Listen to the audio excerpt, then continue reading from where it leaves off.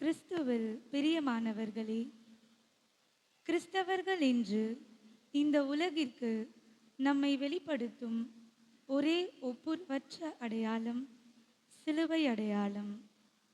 அன்று பாலை நிலத்திலே வெண்கல பாம்பு உயர்த்தப்பட்ட பொழுது அதை உற்று பார்த்தவர்கள் உயிர் பிழைத்தார்கள்.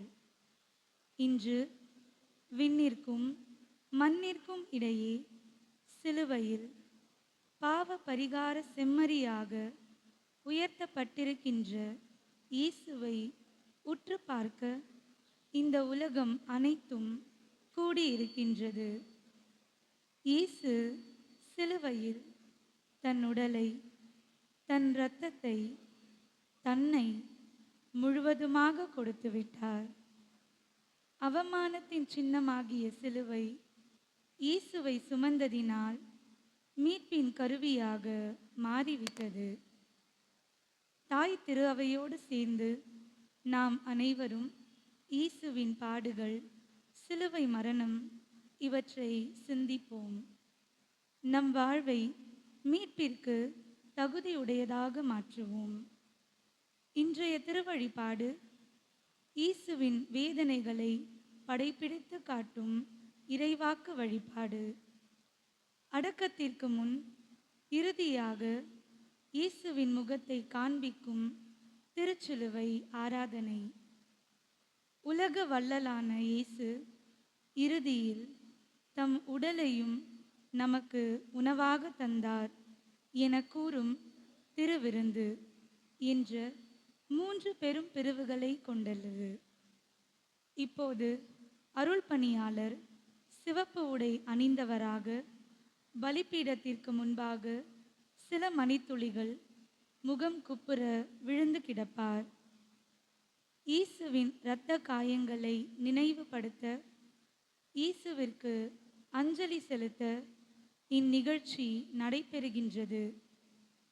இறைவனுக்கு முன்னால் ஒன்றும் இல்லாதவர்கள் என வாழும்போதுதான் நாம் வாழ்வில் உயர்வு பெறுகின்றோம்.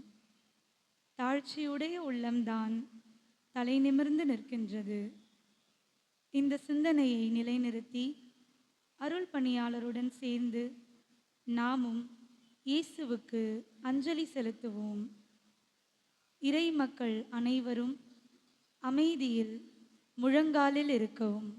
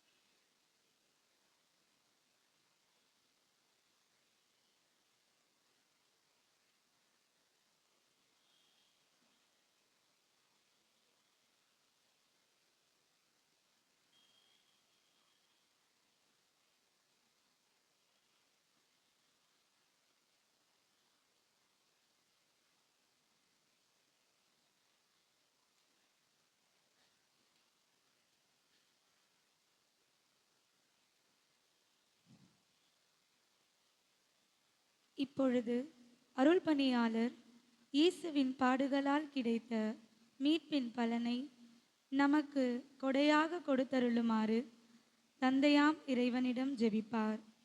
அனைவரும் எழுந்து நிற்போம்.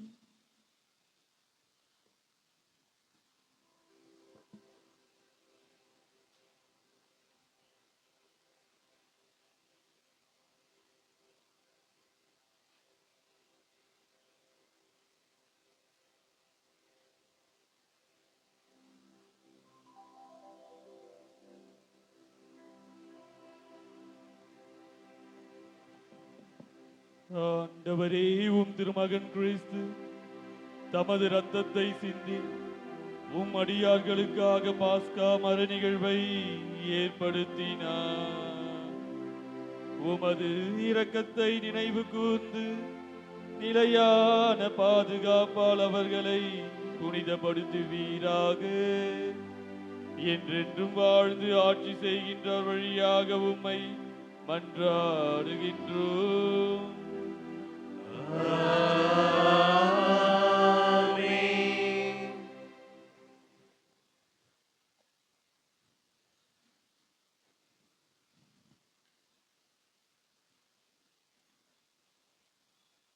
இன்றைய முதல் வாசகம் துன்புறும் ஊழியனை பற்றியது. இயேசு துன்புறும் ஊழியனாக கொடுமைப்படுத்தப்பட்டு மற்றவர்களால் கைவிடப்பட்டு இகழப்பட்டு எந்த ஒரு சாயலும் இன்றி உருக்குலைக்கப்பட்டு கத்தாத செம்மறியாக நிந்தை அவமானத்திற்கு உள்ளாக்கப்படுவார் என்பதை 600 ஆண்டுகளுக்கு முன்பு இறைவாக்காக எசாயா சொன்னதை கவனமுடன் கேட்போம்.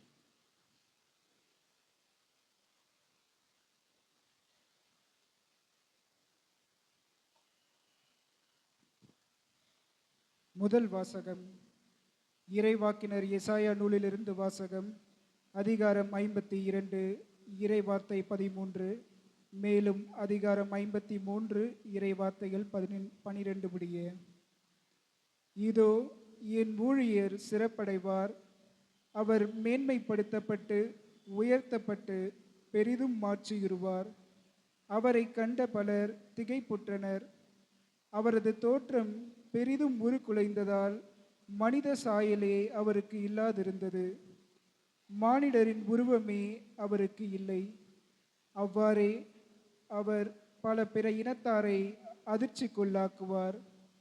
அரசர்களும் அவரை முன்னிட்டு வாய்ப்பொத்தி நிற்பர். ஏனெனில் தங்களுக்கு சொல்லப்படாததை அவர்கள் காண்பர், தாங்கள் கேள்விப்படாததை அவர்கள் புரிந்து கொள்வர்.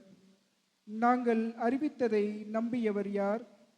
ஆண்டவரின் ஆற்றல் யாருக்கு வெளிப்படுத்தப்பட்டது? இளந்தளிர் போலும் வறண்ட நிலவேர் போலும் ஆண்டவர் முன்னிலையில் அவர் வளர்ந்தார். நாம் பார்ப்பதற்கேற்ற அமைப்போ அவருக்கு இல்லை, நாம் விரும்பத்தக்க தோற்றமும் அவருக்கு இல்லை. அவர் இகழப்பட்டார், மனிதரால் புறக்கணிக்கப்பட்டார். வேதனையுற்ற மனிதராய் இருந்தார், நோயுற்று நலிந்தார். காண்போர் தம் முகத்தை மூடிக்கொள்ளும் நிலையில் அவர் இருந்தார். அவர் இழிவுபடுத்தப்பட்டார், அவரை நாம் மதிக்கவில்லை. மெய்யாகவே அவர் நம் பிணிகளை தாங்கிக் கொண்டார், நம் துன்பங்களை சுமந்து கொண்டார். நாமோ அவர் கடவுளால் வதைக்கப்பட்டு நொறுக்கப்பட்டவர் என்றும் சிறுமைப்படுத்தப்பட்டவர் என்றும் எண்ணினோம். அவரோ நம் குற்றங்களுக்காக காயமடைந்தார், நம் தீச்செயல்களுக்காக நொறுக்கப்பட்டார். நமக்கு நிறைவாழ்வை அளிக்க அவர் தண்டிக்கப்பட்டார். அவர் தம் காயங்களால் நாம் குணமடைகின்றோம். ஆடுகளைப் போல நாம் அனைவரும் வழி தவறி அலைந்தோம். நாம் எல்லாரும் நம் வழியே நடந்தோம். ஆண்டவரோ நம் அனைவரின் தீச்செயல்களையும் அவர் மேல் சுமத்தினார். அவர் ஒடுக்கப்பட்டார், சிறுமைப்படுத்தப்பட்டார். ஆயினும் அவர் தம் வாயை திறக்கவில்லை. அடிப்பதற்கு இழுத்துச் செல்லப்பட்ட ஆட்டுக்குட்டி போலும் உரோமம் கத்தரிப்போர் முன்னிலையில் கத்தாத செம்மறி போலும் அவர் தம் வாயை திறவாதிருந்தார். அவர் கைது செய்யப்பட்டு தீர்ப்பிடப்பட்டு இழுத்துச் செல்லப்பட்டார். அவருக்கு நேர்ந்ததை பற்றி அக்கறை கொண்டவர் யார்? ஏனெனில் வாழ்வோர் உலகினின்று அவர் அகற்றப்பட்டார். என் மக்களின் குற்றத்தை முன்னிட்டு கொலையுண்டார். வஞ்செயல் எதுவும் அவர் செய்ததில்லை, வஞ்சனை ஏதும் அவர் வாயில் இருந்ததில்லை. ஆயினும் தீயவரிடையே அவருக்கு கல்லறை அமைத்தார்கள். செத்தபோது அவர் செல்வரோடு இருந்தார். அவரை நொறுக்கவும் நோயால் வதைக்கவும் ஆண்டவர் திருவுளம் கொண்டார். அவர் தம் உயிரை குற்ற நீக்க பலியாக தந்தார். எனவே தம் வழிமரபு கண்டு நீடு வாழ்வார். ஆண்டவரின் திருவுளம் அவர் கையில் சிறப்புறும். அவர் தம் துன்ப வாழ்வின் பயனை கண்டு நிறைவடைவார். நேரியவராகிய என் ஊழியர் தம் அறிவால் பலரை நேர்மையாளராக்குவார். அவர்களின் தீச்செயல்களை தாமே சுமந்து கொள்வார். ஆதலால் நான் அவருக்கு மதிப்பு மிக்கவரிடையே சிறப்பளிப்பேன். அவரும் வலியவரோடு கொள்ளை பொருளை பங்கிடுவார். ஏனெனில் அவர் தம்மையே சாவுக்கு கையளித்தார். கொடியவருள் ஒருவராக கருதப்பட்டார். ஆயினும் பலரின் பாவத்தை சுமந்தார். கொடியோருக்காக பரிந்து பேசினார். ஆண்டவரின் அருள்வாக்கு. இறைவனுக்கு நன்றி.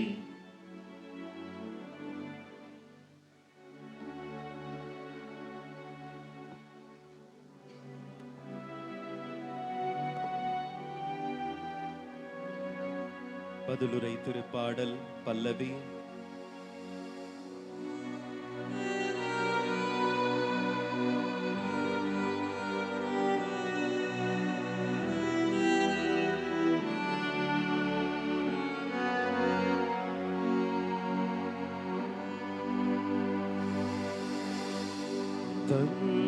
தந்தையே, உம் கையில் என் உயிரை ஒப்படைக்கின்றேன்.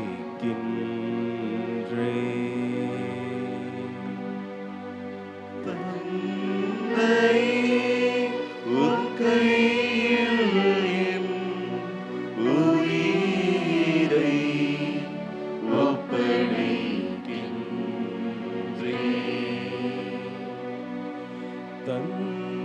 தந்தையே, உம் கையில் என் உயிரை ஒப்படைக்கின்றேன்.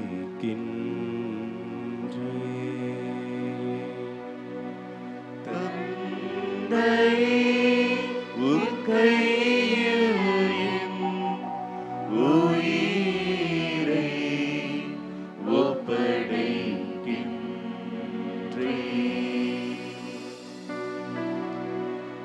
ஆண்டவரே, உம்மிடம் நான் அடைக்கலம் புகுந்துள்ளேன். நான் ஒருபோதும் வெட்கமடைய விடாதேயும். உமது நீதிக்கேற்ப என்னை விடுவித்தருளும். உமது கையில் என் உயிரை ஒப்படைக்கின்றேன். வாக்கு பிறழாத இறைவனாகிய ஆண்டவரே, நீர் என்னை மீட்டருளினீர்.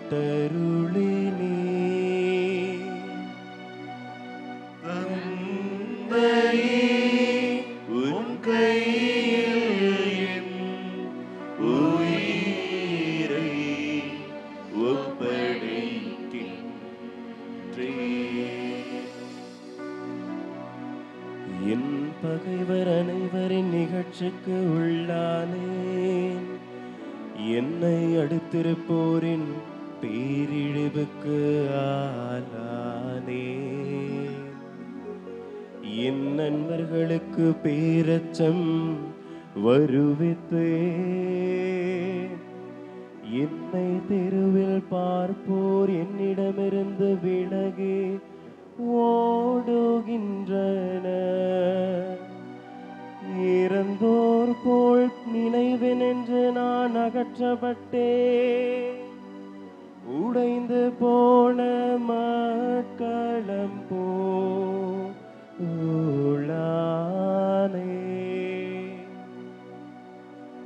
தந்தையே, உம் கையில் என் உயிரை ஒப்படைக்கின்றேன்.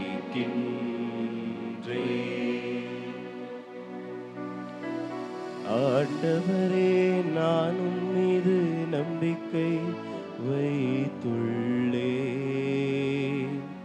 நீரே என் கடவுள் என்று சொன்னேன்.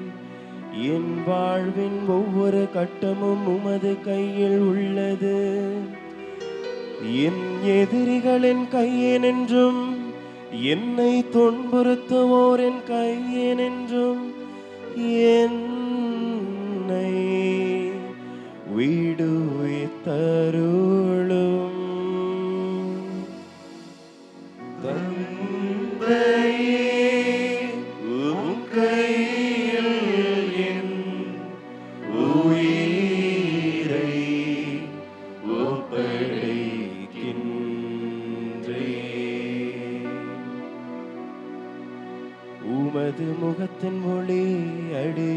மீது வீசும்படி செய்யும். உமது பேரன்பால் என்னை விடுவித்தருளும். ஆண்டவருக்காக நம்பிக்கையுடன் காத்திருப்போரே, நீங்கள் அனைவரும் உள்ளத்தின் வலிமையும் உறுதியும் கொண்டிருங்கள். தந்தையே, உம் கையில் என் உயிரை ஒப்படைக்கின்றேன்.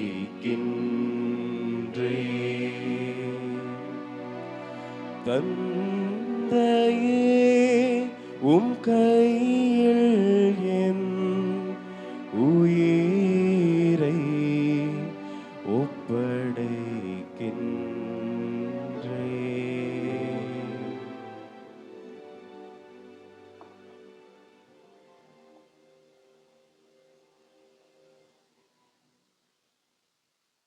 பழைய ஏற்பாட்டில் ஒரு தலைமை குருவின் முக்கிய பணி மக்களின் பாவங்களுக்காக இறைவனுக்கு பலி செலுத்துவது. எனவே மக்களின் பாவங்களுக்கு பரிகாரமாக காணிக்கைகளையோ அல்லது விலங்குகளையோ அவர்கள் கடவுளுக்கு செலுத்தி வந்தார்கள்.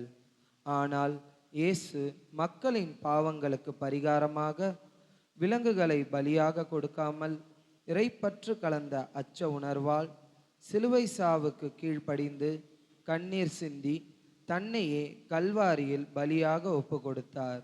இதன் மூலம் தமக்கு கீழ்ப்படிவோர் அனைவருக்கும் பலி ஒப்பு கொடுக்கும் ஒப்பற்ற தலைமுறை குருவாக மாறிவிட்டார் என்பதை கூறும் இவ்வாசகத்திற்கு செவிமடுப்போம்.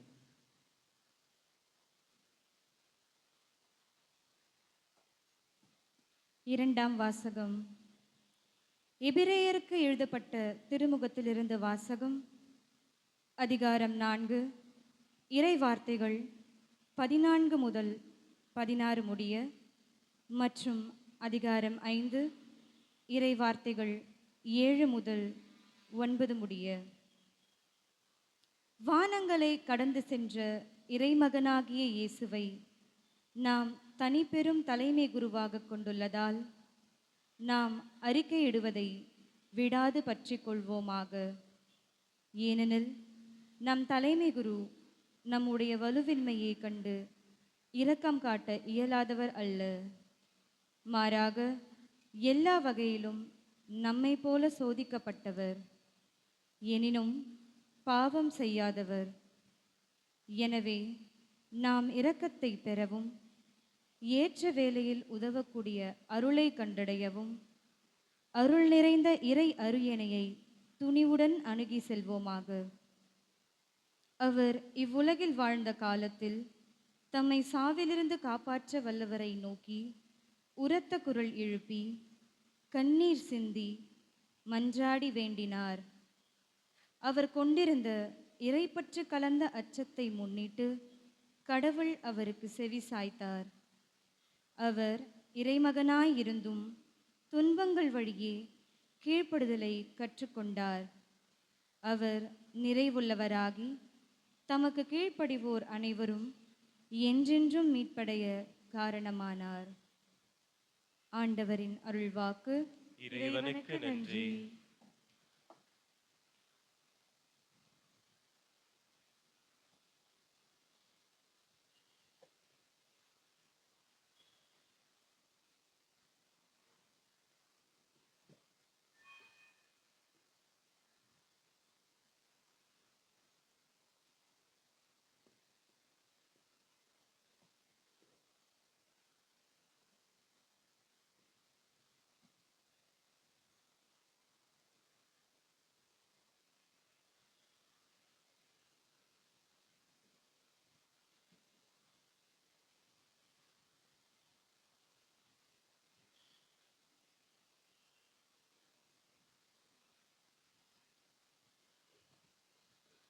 அனைவரும் எழுந்து நிற்போம்.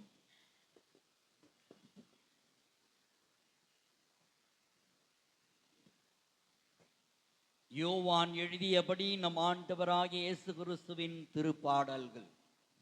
இந்த திருப்பாடல்கள் 18ஆம் அதிகாரம் வசனம் 1 முதல் அதிகாரம் 19 இறை வசனம் 42 முடிய.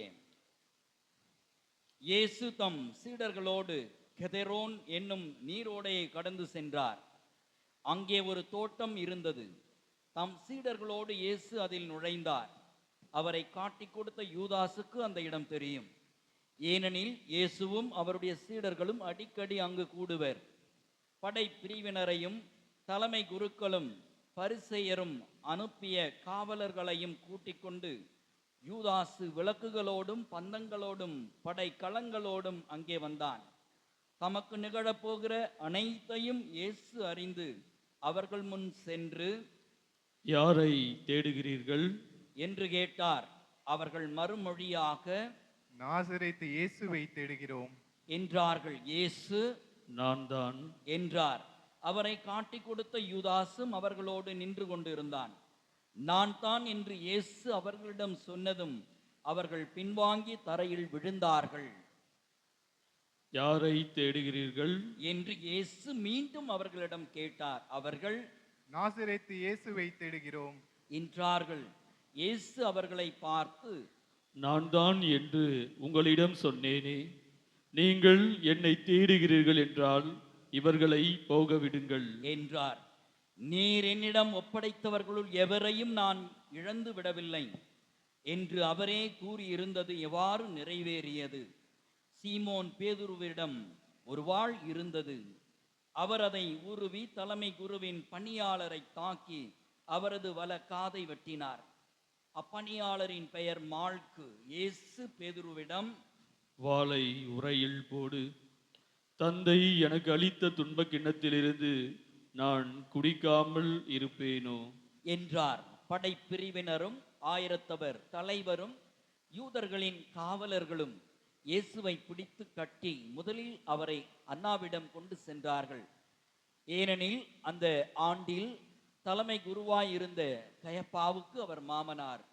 இந்த கயப்பாதான், ஒரு மனிதன் மட்டும் மக்களுக்காக இறப்பது நல்லது என்று யூதர்களுக்கு ஆலோசனை கூறியவர்.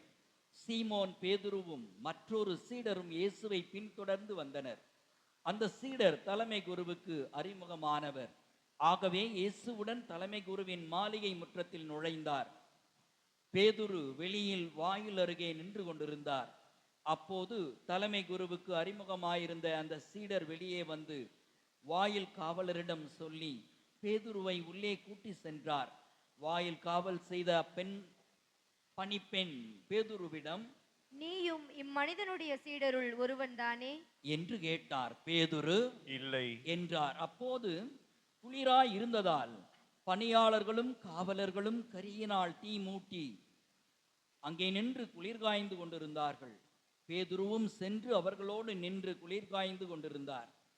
தலைமை குரு இயேசுவின் சீடர்களை பற்றியும் அவருடைய போதனையை பற்றியும் அவரிடம் கேட்டார். இயேசு அவரை பார்த்து, நான் உலகறிய வெளிப்படையாய் பேசினேன். யூதர் அனைவரும் கூடி வரும் தொழுகை கூடங்களிலும் கோவிலிலும் தான் எப்போதும் கற்பித்து வந்தேன். நான் மறைவாக எதையும் பேசியதில்லை. ஏன் என்னிடம் கேட்கிறீர்? நான் பேசியதை கேட்டு கொண்டு வந்தவரிடம் கேட்டு பாரும். நான் என்ன சொன்னேன் என அவர்களுக்கு தெரியுமே என்றார். அவர் இப்படி சொன்னதால் அங்கு நின்று கொண்டிருந்த காவலருள் ஒருவன், தலைமை குருவுக்கு இப்படியா பதில் கூறுகிறாய் என்று சொல்லி இயேசுவின் கன்னத்தில் அறைந்தார். இயேசு அவரிடம், நான் தவறாக பேசியிருந்தால் தவறு என்னவென காட்டும்.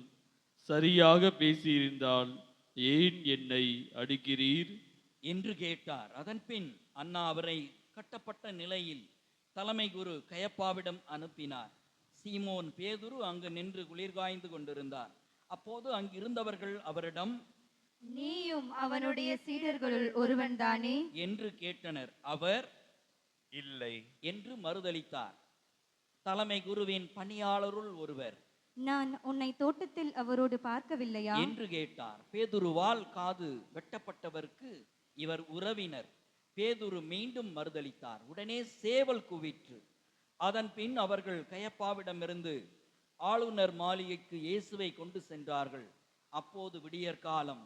பாஸ்கா உணவை உண்ணும் முன் தீட்டுப்படாமல் இருக்க ஆளுநர் மாளிகையில் அவர்கள் நுழையவில்லை. எனவே பிலாத்து வெளியே அவர்களிடம் வந்து, நீங்கள் இந்த ஆளுக்கு எதிராக கூறும் குற்றச்சாட்டு என்ன என்று கேட்டார். அதற்கு அவர்கள், இவன் குற்றம் செய்யாதிருந்தால் இவனை நாங்கள் உம்மிடம் ஒப்புவித்திருக்க மாட்டோம் என்றார்கள். பிலாத்து அவர்களிடம், நீங்கள் இவனை கொண்டு போய் உங்கள் சட்டப்படி இவனுக்கு தீர்ப்பு வழங்குங்கள் என்றார். யூதர்கள் அவரிடம், சட்டப்படி நாங்கள் யாருக்கும் மரண தண்டனை விதிக்க முடியாது என்றார்கள். இவ்வாறு தாம் எப்படிப்பட்ட சாவுக்கு உட்பட போகிறார் என்பதை குறிப்பிட்டு இயேசு கூறியிருந்ததை நிறைவேற செய்தார்கள். பிலாத்து மீண்டும் ஆளுநர் மாளிகைக்குள் சென்று இயேசுவை கூப்பிட்டு அவரிடம், நீ யூதரின் அரசனா என்று கேட்டான். இயேசு மறுமொழியாக, நீராக இதை கேட்கிறீரா, அல்லது மற்றவர்கள் என்னை பற்றி உம்மிடம் சொன்னதை வைத்து கேட்கிறீரா என்று கேட்டார். அதற்கு பிலாத்து, நான் ஒரு யூதனா என்ன? உன் இனத்தவரும் தலைமை குருக்களும் தானே உன்னை என்னிடம் ஒப்புவித்தார்கள். நீ என்ன செய்தாய் என்று கேட்டான்.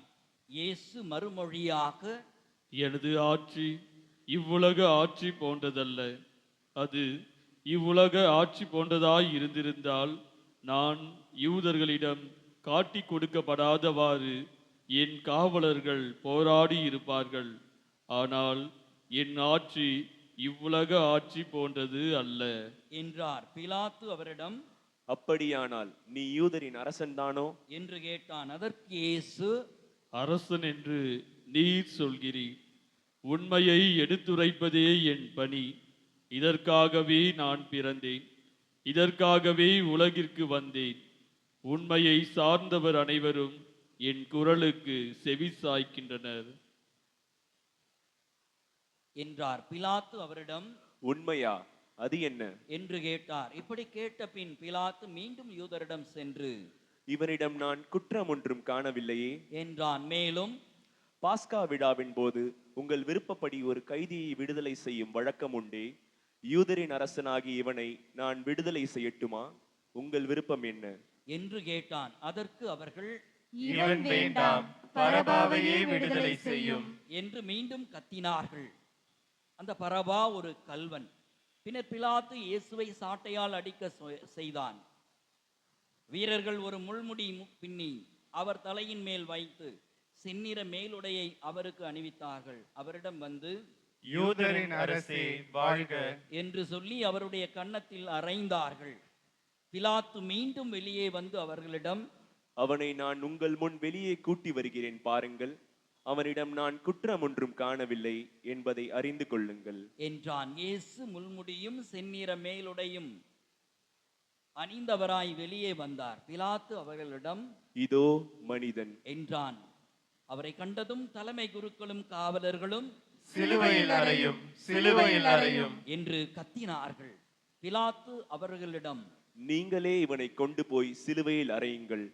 இவனிடம் குற்றம் ஒன்றும் இருப்பதாக எனக்கு தெரியவில்லை என்றான். யூதர்கள் அவரை பார்த்து, எங்களுக்கு ஒரு சட்டம் உண்டு, அச்சட்டத்தின்படி இவன் சாக வேண்டும். ஏனெனில் இவன் தன்னையே இறைமகன் என உரிமை கொண்டாடுகிறான் என்றனர். பிலாத்து இதை கேட்டதும் இன்னும் மிகுதியாக அஞ்சினான். அவன் மீண்டும் ஆளுநர் மாளிகைக்கு சென்று இயேசுவிடம், நீ எங்கிருந்து வந்தவன் என்று கேட்டான். ஆனால் இயேசு அவனுக்கு பதில் கூறவில்லை. அப்போது பிலாத்து, என்னோடு பேச மாட்டாயா? உன்னை விடுதலை செய்யவும் எனக்கு அதிகாரம் உண்டு, உன்னை சிலுவையில் அறையவும் எனக்கு அதிகாரம் உண்டு என்பது உனக்கு தெரியாதா என்றான். இயேசு மறுமொழியாக, மேலிருந்து அருளப்படாவிடில் உமக்கு என் மேல் எந்த அதிகாரமும் இராது. ஆகவே என்னை உம்மிடம் ஒப்புவித்தவன்தான் பெரும் பாவம் செய்தவன் என்றார். அது முதல் பிலாத்து அவரை விடுவிக்க வழி தேடினான். ஆனால் யூதர்கள், நீர் அவனை விடுவித்தால் சீசருடைய நண்பராய் இருக்க முடியாது. தம்மையே அரசராக்கிக் கொள்ளும் எவரும் சீசருக்கு எதிரி என்றார்கள். இவ்வார்த்தைகளை கேட்டதும் பிலாத்து இயேசுவை வெளியே கூட்டி வந்தான். கல்தலம் என்னும் இடத்தில் இருந்த நடுவர் இருக்கை மீது அமர்ந்தான். அந்த இடத்திற்கு எபிரேய மொழியில் கபதா என்பது பெயர். அன்று பாஸ்கா விழாவுக்கு ஏற்பாடு செய்யும் நாள். ஏறக்குறைய நண்பகல் வேளை. பிலாத்து யூதர்களிடம், இதோ உங்கள் அரசன் என்றான். அவர்கள், ஒழிக ஒழிக, அவனை சிலுவையில் அறையும் என்று கத்தினார்கள். பிலாத்து அவர்களிடம், உங்கள் அரசனை நான் சிலுவையில் அறைய வேண்டும் என்கிறீர்களா என்று கேட்டான். அதற்கு தலைமை குருக்கள், எங்களுக்கு சீசரை தவிர வேறு அரசர் இல்லை என்றார்கள். அப்போது பிலாத்து அவரை சிலுவையில் அறையுமாறு அவர்களிடம் ஒப்புவித்தான். அவர்கள் இயேசுவை தம் பொறுப்பில் ஏற்றுக்கொண்டார்கள். இயேசு சிலுவையை தாமே சுமந்து கொண்டு மண்டை ஓட்டு இடம் என்னும் இடத்திற்கு சென்றார். அதற்கு எபிரேய மொழியில் கொல்கோதா என்பது பெயர். அங்கே அவர்கள் இயேசுவையும் அவரோடு வேறு இருவரையும் சிலுவைகளில் அறைந்தார்கள். அவ்விருவரையும் இரு பக்கங்களிலும் இயேசுவை நடுவிலுமாக அறைந்தார்கள். பிலாத்து குற்ற அறிக்கை ஒன்று எழுதி அதை சிலுவையின் மீது வைத்தான். அதில் நாசரேத்து இயேசு யூதர்களின் அரசன் என்று எழுதியிருந்தது. இயேசு சிலுவையில் அறையப்பட்ட இடம் நகரத்துக்கு அருகில் இருந்ததால் யூதருள் பலர் இந்த குற்ற அறிக்கையை வாசித்தனர். அது எபிரேயம், லத்தீன், கிரேக்கம் ஆகிய மொழிகளில் எழுதப்பட்டிருந்தது. யூதரின் தலைமை குருக்கள் பிலாத்திடம், யூதரின் அரசர் என்று எழுத வேண்டாம், மாறாக யூதரின் அரசன் நான் என்று அவனே சொல்லிக் கொண்டதாக எழுதும் என்று கேட்டுக்கொண்டார்கள். பிலாத்து அவர்களை பார்த்து, நான் எழுதியது எழுதியதே என்றான். இயேசுவை சிலுவையில் அறைந்த பின் படை வீரர் அவருடைய மேலுடைகளை 4 பாகமாக பிரித்து ஆளுக்கு ஒரு பக்கம் எடுத்துக்கொண்டார்கள். அங்கியையும் அவர்களே எடுத்துக்கொண்டனர். அந்த அங்கி மேலிருந்து கீழ் வரை தையலே இல்லாமல் நெய்யப்பட்டு இருந்தது. எனவே அவர்கள் ஒருவரை ஒருவர் நோக்கி, அதை கிழிக்க வேண்டாம், அது யாருக்கு கிடைக்கும் என்று பார்க்க சீட்டு குலுக்கி போடுவோம் என்றார்கள்.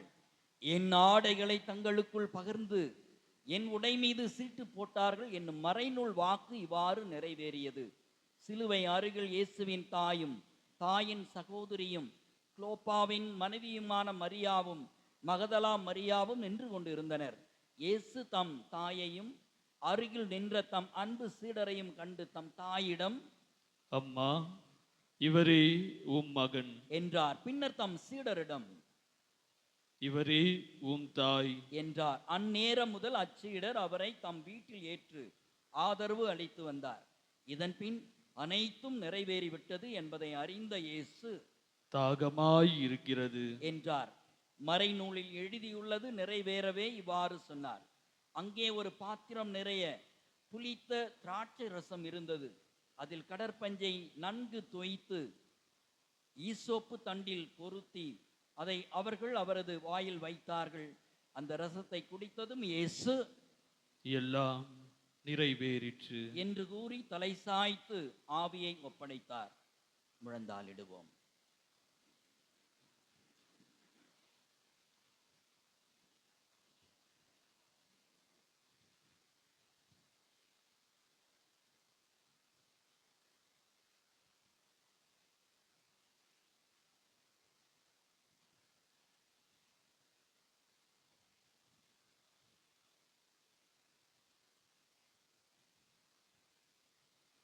அனைவரும் எழுந்து நிற்போம்.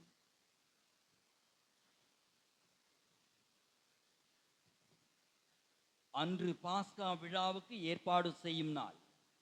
அடுத்த நாள் ஓய்வு நாளாகவும் பெருநாளாகவும் இருந்தது. எனவே அன்று சிலுவையில் உடல்கள் தொங்கலாகா என்பதற்காக கால்களை முறித்து சடலங்களை எடுத்து விடுமாறு யூதர்கள் பிலாத்திடம் கேட்டுக்கொண்டார்கள். ஆகவே படைவீரர் வந்து இயேசுவோடு சிலுவையில் அறையப்பட்டிருந்தவர்கள் ஒருவனுடைய கால்களை முதலில் முறித்தார்கள். பின்னர் மற்றவனுடைய கால்களையும் முறித்தார்கள். பின்பு அவர்கள் இயேசுவிடம் வந்தார்கள்.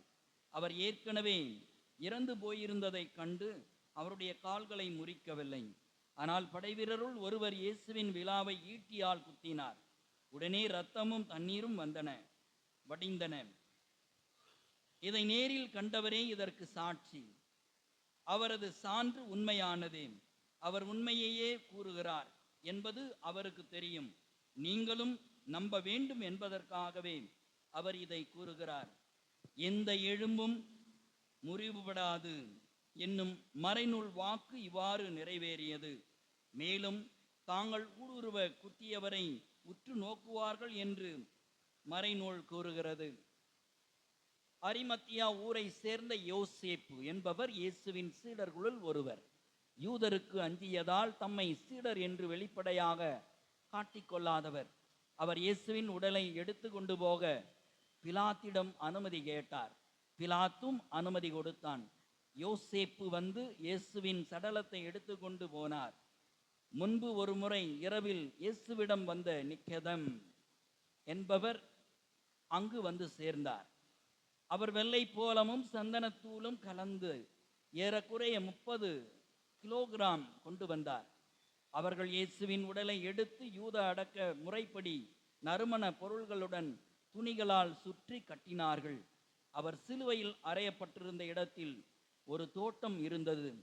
அங்கே புதிய கல்லறை ஒன்று இருந்தது. அதில் அதுவரை யாரும் அடக்கம் செய்யப்படவில்லை. அன்று பாஸ்கா விழாவுக்கு ஆயத்த நாளாய் இருந்ததாலும் அக்கல்லறை அருகில் இருந்ததாலும் அவர்கள் இயேசுவை அதில் அடக்கம் செய்தார்கள்.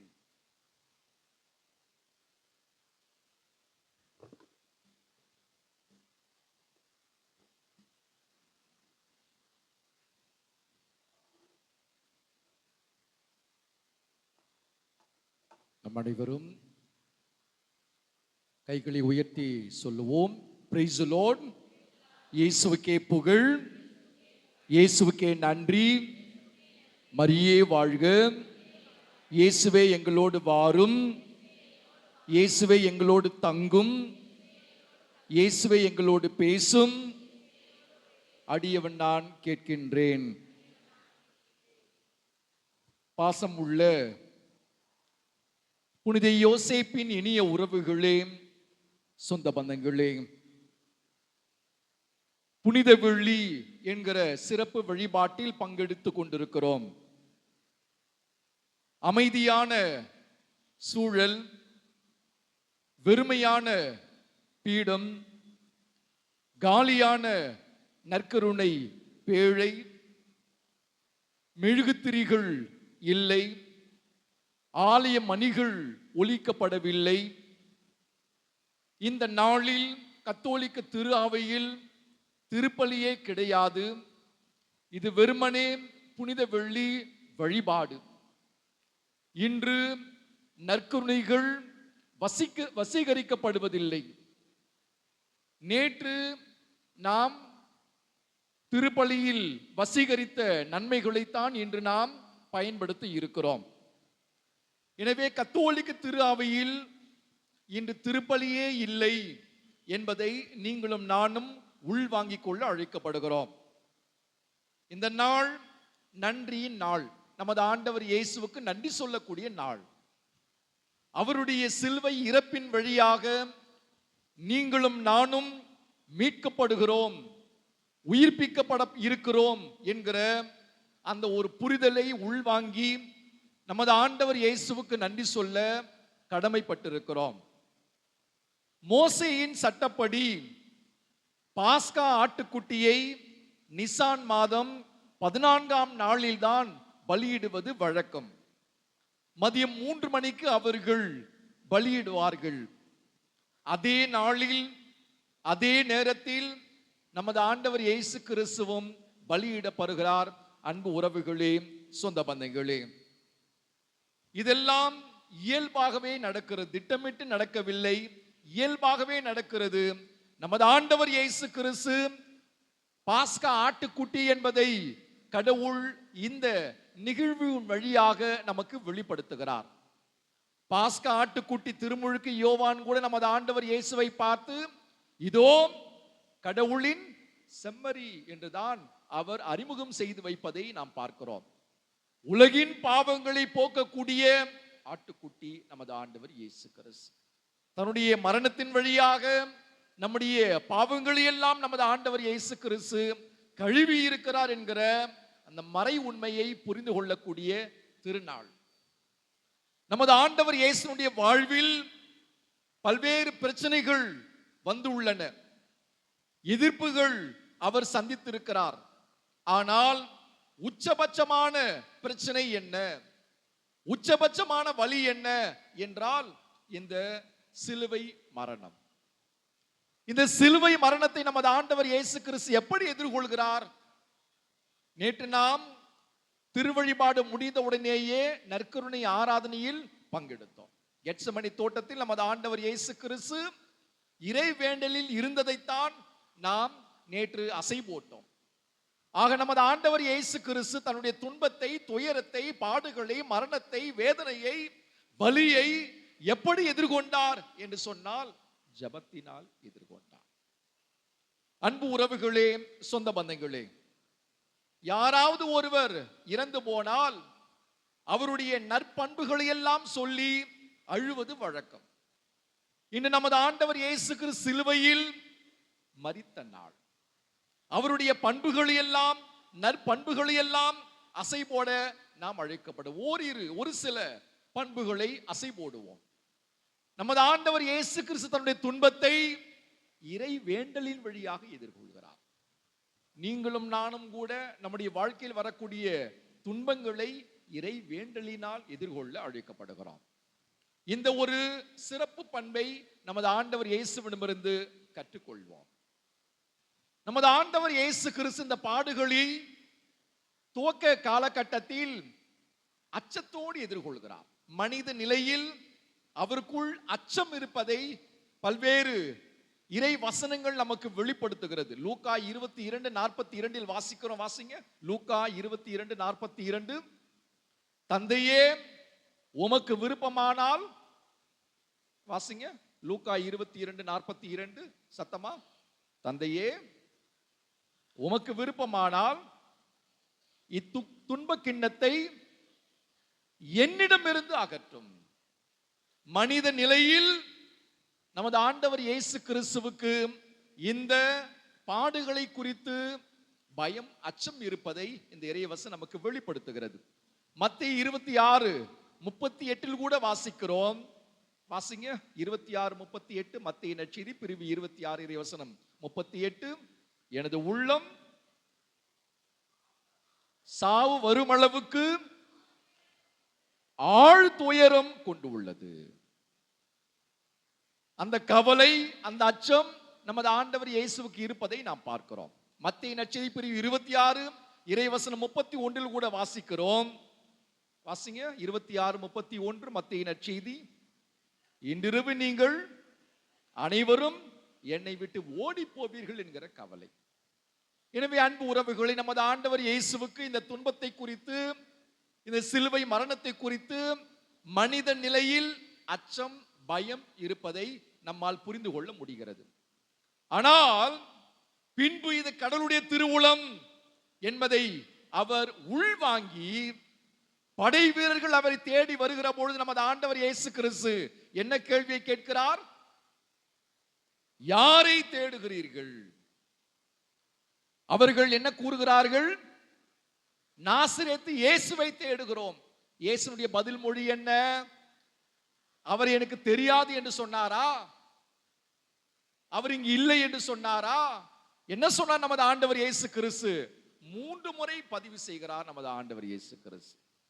நான் தான் என்று வலிமையோடு, தைரியமாக, உறுதியாக நமது ஆண்டவர் இயேசு கிறிஸ்து 3 முறை பதிவிடுவதை வாசித்தோம் என்ற நற்செய்தி வாசகத்தில். யோவான் 18:6 2 முறை பதிவு செய்கிறார். யோவான் 18:8 1 முறை பதிவு செய்வதை பார்க்கணும். நான் தான் என்று நமது ஆண்டவர் இயேசு கிறிஸ்து தைரியமாக பதிவு செய்கிறார். இந்த பாடு, இந்த சிலுவை மரணம் அவர் மீது திணிக்கப்பட்டதா என்றால் இல்லை. தானா முன்வந்து இந்த பாடுகளை நமது ஆண்டவர் இயேசு கிறிஸ்து நமக்காக ஏற்றுக்கொள்கிறார். இந்த பாடுகளை, இந்த துன்பத்தை யார் துவங்கி வைத்தது? இயேசுதான் துவங்கி வைக்கிறார். எப்படி? நான் தான் என்று சொல்வதன் வழியாக இந்த பாடுகளை நமது ஆண்டவர் இயேசு கிறிஸ்து துவங்கி வைக்கிறார். இதை முடித்தது யார்? இயேசுதான் முடிக்கிறார், முடித்து வைக்கிறார். என்ன சொல்லி? எல்லாம் நிறைவேறிற்று. ஆக இயேசுதான் துவக்கம் இந்த பாடுகளுக்கு, இயேசுதான் முடிவும் கூட என்கிற உண்மையை உள்வாங்கிக் கொள்ள அழைக்கப்படுகிறோம். அன்பு உறவுகளே, சொந்த பந்தங்களே, இயேசுவை பிடிக்க எத்தனை படை வீரர்கள் வந்திருந்தார்கள்? ஏறத்தாழ 200 பேர் என்று விவிலிய அறிஞர்கள் கூறுகிறார். தடிகளோடும் தீ பந்தங்களோடும் ஒருவரை பிடிக்க ஏறக்குறைய 200 படை வீரர்கள் வந்ததாக சொல்லப்படுகிறது. ஏன் ஒருவரை பிடிக்க அவ்வளவு கடினமான ஒன்றா? இயேசுவை பிடிப்பது எளிதானது அல்ல.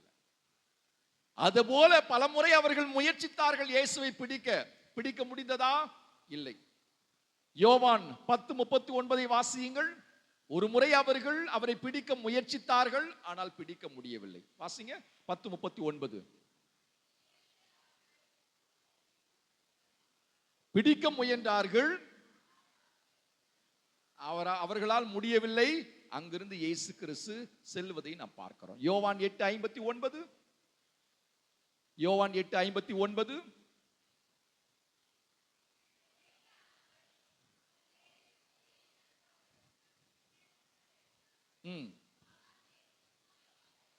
அங்கிருந்து மறைவாக சென்று விட்டார் என்று விவிலியம் சொல்லுகிறது.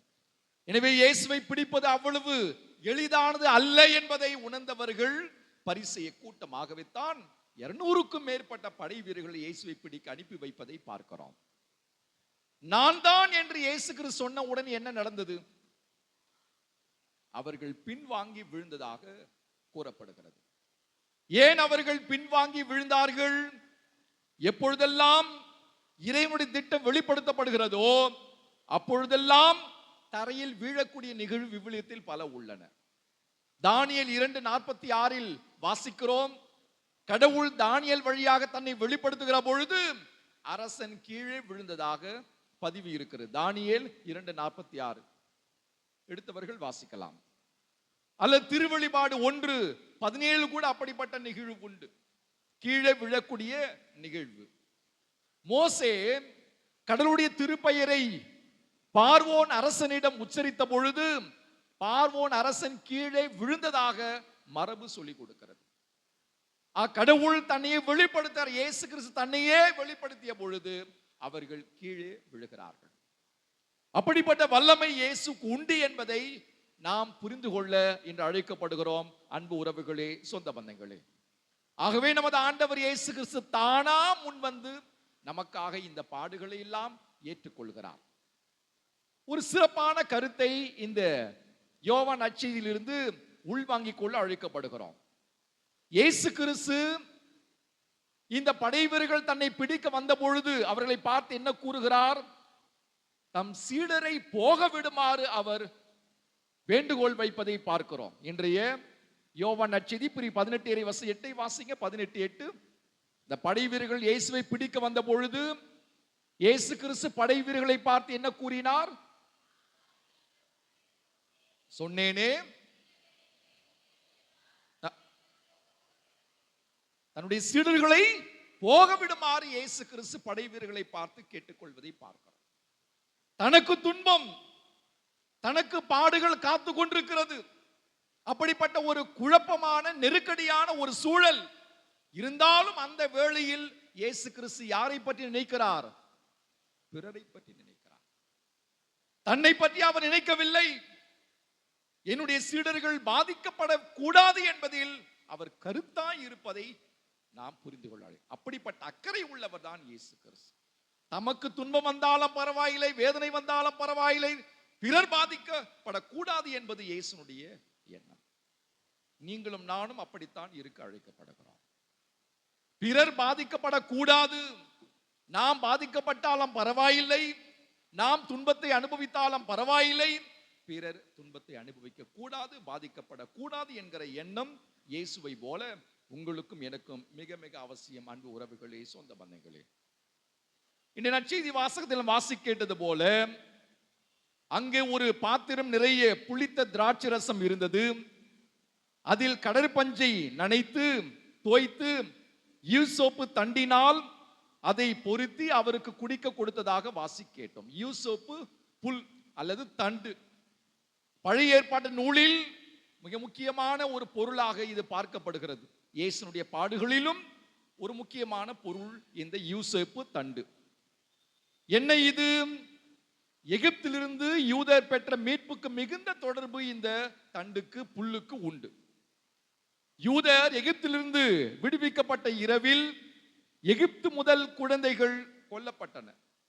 இஸ்ரேல் குழந்தைகள் காக்கப்பட்டதனுடைய காரணம் என்ன? கடவுளே சொல்லுகிறார். விடுதலை பயனூல் பிரிவு 12 இறைவசி 22 வாசிங்க. விடுதலை பயனூல் பிரிவு 12 இறைவசி 22. மற்ற இஸ்ரேல் குழந்தைகள் காக்கப்பட கடவுள் கொடுக்கக்கூடிய வழிமுறை. சத்தமா வாசிங்க யாராவது ஒருவர்.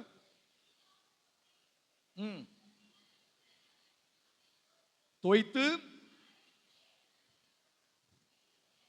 கதவு நிலைகளை நீங்கள் தடவுங்கள், அந்த வீட்டில் குழந்தைகள் கொல்லப்படாது. யூசோப்பு தண்டினால் நீங்கள் ரத்தத்தை கதவு நிலைகளில் நீங்கள் தடவுங்கள், அந்த வீட்டில் இறப்பு இருக்காது என்று இயேசுக்கு கடவுள் அருமையான ஒரு வழிகாட்டுதலை இஸ்ரேல் மக்கள் கொடுப்பதை நாம் விடுதலை பயனூலிலே வாசிக்கிறோம். அன்பு உறவுகளே, சொந்த பந்தங்களே, அதே போலத்தான் இன்றும் யூசோப்பி தண்டினால் ஆட்டு ரத்தத்தில் தோய்த்து நீங்களும் நானும் காப்பாற்றப்படுகிறோம். ஆட்டு ரத்தம் இயேசுவின் ரத்தத்தினால் மீட்கப்படுகிறோம். திருப்பாடல் 51 கூட வாசிக்கிறோம். வாசிங்க. யோசேப்பினால் என்னை கழுவி அருளும். வாசிங்க 51:7 திருப்பாடல். கழுவி அருளும், நான் தூய்மையாவேன். அன்பு உறவுகளே, இந்த நாளில் நமக்கு என்ன யூசோப்பு தண்டை போல ஒரு பொருள் கொடுக்கப்படுகிறது? ஒவ்வொரு புனித வெள்ளி என்றும் அதை நாம் பெற்று செல்கிறோம். என்ன அது? என்ன பொருள்? மரிக்குழுந்து கொடுக்கப்படுகிறது. ஏன் மரிக்குழுந்து நமக்கு கொடுக்கப்படுகிறது? யூசோப்பு தண்டு நமக்கு கிடைக்கவில்லை, ஆகவே மரிக்குழுந்தை நாம் கொடுக்கிறோம். இந்த இரண்டு பொருளுக்கும் நெருங்கிய தொடர்பு உண்டு. இந்த இரண்டு தாவரங்களும் நறுமணம் மிக்க மூலிகை தாவரங்கள், நறுமண குணங்கள் கொண்ட தாவரங்கள். இந்த இரண்டும், யூசோப்பு தண்டும் அல்லது மரிக்குழுந்தும். வாசனை எண்ணெய்களை இந்த தண்டுகளிலிருந்து தயாரிக்கிறார்கள், தாவரங்களிலிருந்து தயாரிக்கிறார்கள். வாசனை திரவியங்கள், சோப்பு கூட இதிலிருந்து தயாரிக்கப்படுகிறது. இரண்டுமே கிருமி நாசினி பண்புகளால் உருவாக்கப்பட்டது.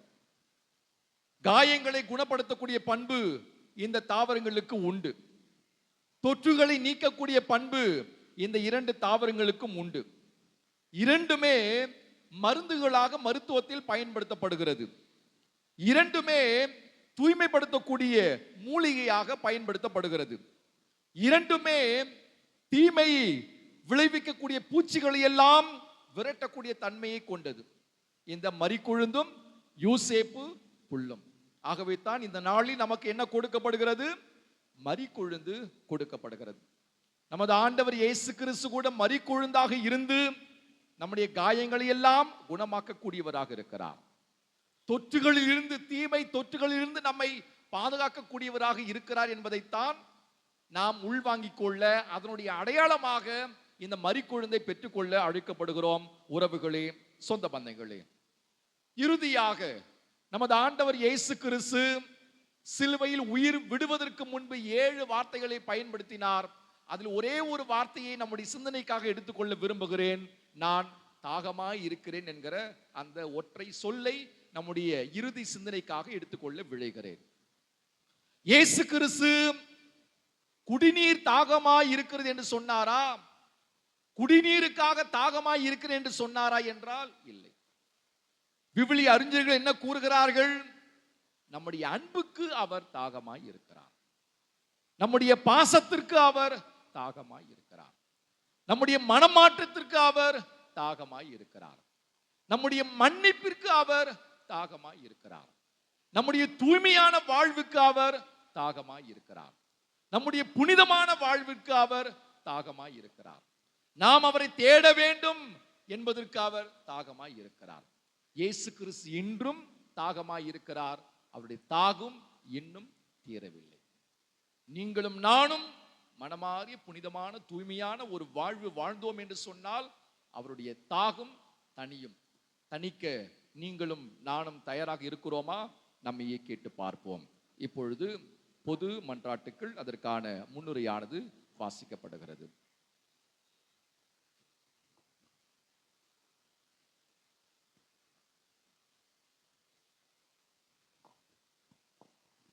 அன்புக்குரிய இறைமக்களே, திருவிழிப்புகளுக்கெல்லாம் அன்னையாகிய திருவிழிப்பு, பெரிய சனி, பாஸ்கா திருவிழிப்பு என்றால் மன்றாட்டுக்கெல்லாம் அன்னையாகிய மன்றாட்டு நாள் பெரிய வெள்ளி ஆகும்.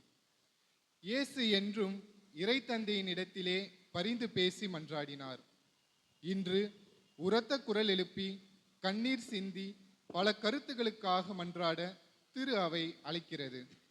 ஏனெனில் இயேசு மனித சமுதாயம் முழுவதற்காகவும் சிலுவை சுமந்து பாடுகள் பட்டு இறந்தார். அவருடைய பாடுகளின் பலன்களை நாம் அனைவரும் பெற வேண்டும் என்பதே இயேசுவின் விருப்பம். ஒவ்வொரு மன்றாட்டின் கருத்து சொன்ன பிறகு அருள் பணியாளர் நம் பெயரால் ஜெபிப்பார். இறை மக்கள் ஆமேன் என பதில் சொல்ல வேண்டும். அனைவரும் முழந்தால் படியிடுவோம்.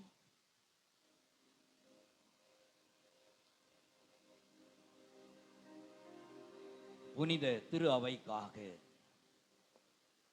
அன்புமிக்க சகோதர சகோதரிகளே, இறைவனின் புனித திரு அவைக்காக மன்றாடுவோம். நாம் இறைவனும் ஆண்டவருமானவர் உலகெங்கும் திரு அவைக்கு அமைதியும் ஒற்றுமையும் பாதுகாப்பும் அளித்து காக்க வேண்டும் எனவும், நாம் கலக்கமின்றி அமைதியான வாழ்வு நடத்தி எல்லாம் வல்ல இறை தந்தையை மாட்சிப்படுத்த நமக்கு அருள் புரிய வேண்டும் எனவும் மன்றாடுவோமாக.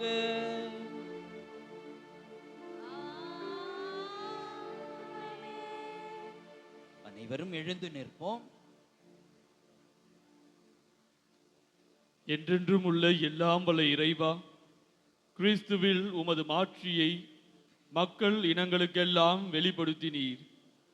உம்முடைய இரக்கத்தின் செயல்களை நீர் பாதுகாப்பதால் உலகெங்கும் பரவியிருக்கும் திரு அவை உறுதியான நம்பிக்கையுடன் உமது பெயரை அறிக்கையிடுவதில் நிலைத்திருக்க செய்வீராக.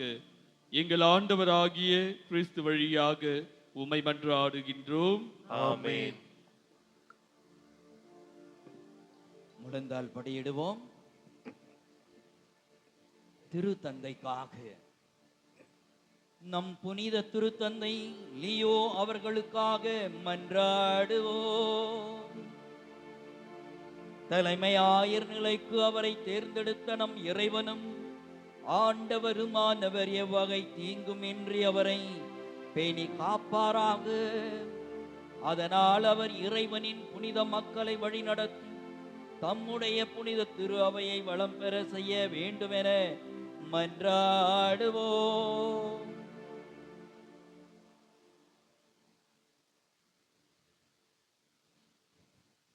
அனைவரும் எழுந்திருப்போம்.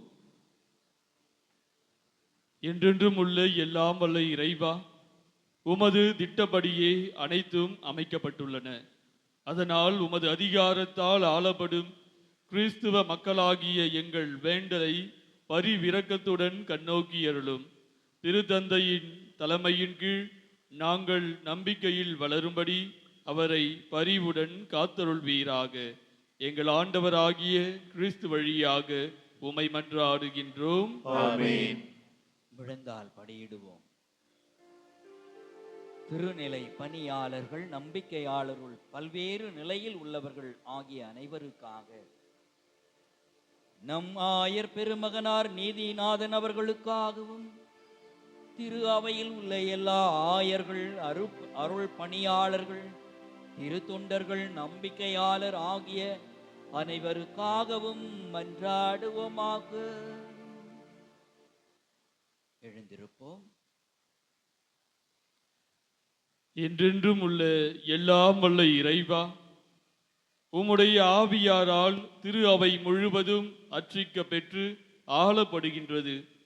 உம்முடைய திருநிலை பணியாளர்கள் அனைவருக்காகவும் நாங்கள் செய்யும் வேண்டலை கேட்டருளும்.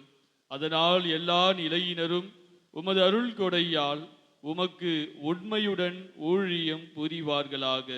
எங்கள் ஆண்டவராகிய கிறிஸ்து வழியாக உம்மை மன்றாடுகின்றோம். ஆமென். முழந்தால் படியிடுவோம். கிறிஸ்துவ புகும்புகு நிலையனருக்காக, கிறிஸ்துவ புகுமுக நிலையினருக்காகவும் மன்றாடுவோம். அதனால் நம் இறைவனும் ஆண்டவருமானவர் தமது இரக்கத்தை பொழிந்து அவர்களுடைய இதயங்களின் செவிகளை திறந்து விடுவாராக. இவ்வாறு அவர்கள் புது பிறப்பு அளிக்கும் திருமுழுக்கினால் தங்கள் பாவங்களுக்கெல்லாம் மன்னிப்பு அடைந்து நம் ஆண்டவர் இயேசு கிறிஸ்துவோடு ஒன்றிணைய வேண்டுமென மன்றாடுவோமாக. அனைவரும் எழுந்து நிற்போம். என்றென்றும் உள்ள எல்லாம் வல்ல இறைவா, புதிய மக்களை சேர்த்து திரு அவை என்றும் வளம் பெற செய்கின்றீர். கிறிஸ்துவ புதுமுக நிலையினரிடம் நம்பிக்கை அறிவும் வளர செய்தருளும். அதனால் அவர்கள் திருமுழுக்கு தண்ணீரால் புது பிறப்பு அடைந்து தேர்ந்து கொள்ளப்பட்ட உம்முடைய மக்களின் திருக்கூட்டத்தில் சேர்த்து கொள்ளப்படுவார்களாக. எங்கள் ஆண்டவராகிய கிறிஸ்து வழியாக உம்மை மன்றாடுகின்றோம். ஆமென். முழந்தால் படியிடுவோம். கிறிஸ்தவர்களின் ஒற்றுமைக்காக. கிறிஸ்துவில் நம்பிக்கை கொண்டுள்ள நம் சகோதரர் சகோதரிகள் அனைவருக்காகவும் மன்றாடுவோம். நம் இறைவனும் ஆண்டவருமானவர் அவர்களை உண்மையின் பாதையில் வழிநடத்தி தமது ஒரே திரு அவையில் கூட்டி சேர்ந்து காத்தருள வேண்டும் என மன்றாடுவோமாக. எழுந்து நிற்போம். என்றென்றும் உள்ள எல்லாம் வல்ல இறைவா, சிதறுண்டவர்களை ஒன்று சேர்ப்பவரும் ஒருங்கிணைந்தவற்றை பேணி காப்பவரும் நீரே. உம் திருமகனின் மந்தையை கனிவுடன் கண்ணோக்கி அருளும்.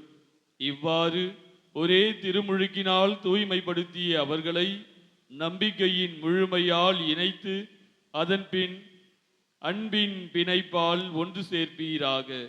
எங்கள் ஆண்டவராகிய கிறிஸ்து வழியாக உம்மை மன்றாடுகின்றோம். ஆமென். முழந்தால் படியிடுவோம். கிறிஸ்துவில் நம்பிக்கை கொள்ளாதவர்களுக்காக. கிறிஸ்துவில் நம்பிக்கை கொள்ளாதவர்களுக்காகவும் மன்றாடுவோம். தூய ஆவியாரின் ஒளியை பெற்று அவர்களுடைய மீட்பு பாதைக்கு வந்து சேர வேண்டுமென மன்றாடுவோமாக. எழுந்து நிற்போம். என்றென்றும் உள்ள எல்லாம் வல்ல இறைவா, கிறிஸ்துவை ஏற்றுக்கொள்ளாத மக்கள் உம் திருமுன் நேர்மையான இதயத்தோடு நடந்து உண்மையை கண்டடைவார்களாக.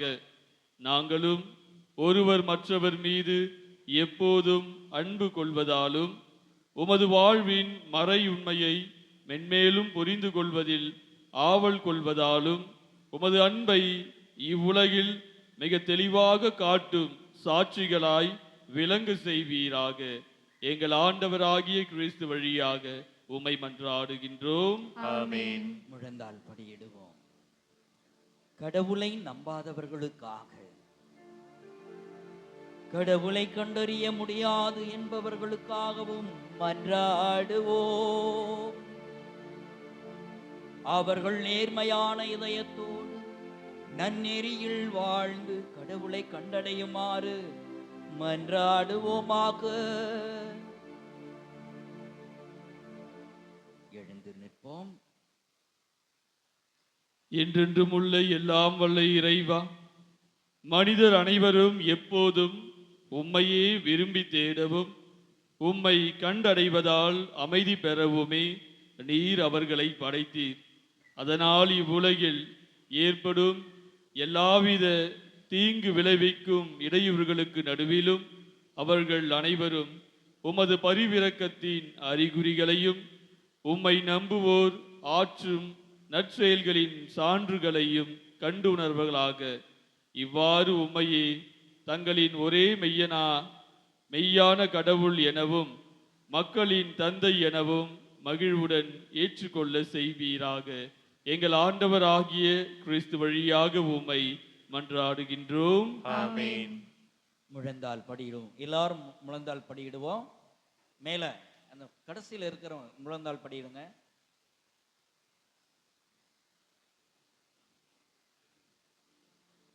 நாடுகளை ஆள்வோருக்காக, நாடுகளை ஆளும் அனைவருக்காகவும் மன்றாடுவோம். நம் இறைவனும் ஆண்டவருமானவர் தமது திருவுலப்படி உண்மையான அமைதியும் உரிமை வாழ்வும் அவர்கள் பெரும் பொருட்டு அவர்களுடைய மனங்களையும் இதயங்களையும் வழிநடத்த வேண்டுமென மன்றாடுவோமாக. அனைவரும் எழுந்து நிற்போம். என்றென்றும் உள்ள எல்லாம் வல்ல இறைவா, மனிதரின் இதயங்களும் அவர்களின் உரிமைகளும் உம் கையில் உள்ளன. உலகெங்கும் மக்களின் வளமான வாழ்வும் அமைதியின் உறுதிப்பாடும் சம உரிமையும் உமது கொடையால் நிலை பெறுமாறு எங்களை ஆள்வோரை கனிவுடன் கண்ணோக்குவீராக. எங்கள் ஆண்டவராகிய கிறிஸ்து வழியாக உமை மன்றாடுகின்றோம். ஆமென். முடிந்தால் படியிடுவோம். துன்புறுவோருக்காக, அன்புமிக்க சகோதர சகோதரிகளே, துன்புறும் அனைவருக்காகவும் எல்லாம் வல்ல தந்தையாகிய கடவுளிடம் மன்றாடுவோம். தவறுகள் அனைத்திலிருந்தும் உலகை தூய்மைப்படுத்தவும், பிணிகள் நீங்கி பஞ்சம் ஒழியவும், சிறைகள் திறக்கப்பட்டு தலைகள் தகர்க்கப்படவும், வழிபோக்கர் பாதுகாப்பு பெறவும், பயணம் செய்வோர் நலமாக வீடு திரும்பவும், நோயுற்றோர் நலம் பெறவும், இறைவாக்கினர்கள் இறக்கின்றவர்கள் மீட்பு பெறவும் வேண்டுமென மன்றாடுவோமாக. அனைவரும் எழுந்து நிற்போம். என்றென்றும் உள்ள எல்லாம் வல்ல இறைவா, துயருவோருக்கு ஆறுதலும் வருந்துவோருக்கு திடனும் நீரே. எத்தகைய துன்ப வேளையிலும் உம்மை நோக்கி கூவி அழைப்போரின் வேண்டல்கள் உம் திருமுன் வருவனவாக. அதனால் தங்கள் தேவைகளில் நீர் இரக்கத்துடன் துணை புரிவதைக் கண்டு அவர்கள் எல்லாரும் மகிழ்வார்களாக. எங்கள் ஆண்டவராகிய கிறிஸ்து வழியாக உம்மை மன்றாடுகின்றோம். ஆமென்.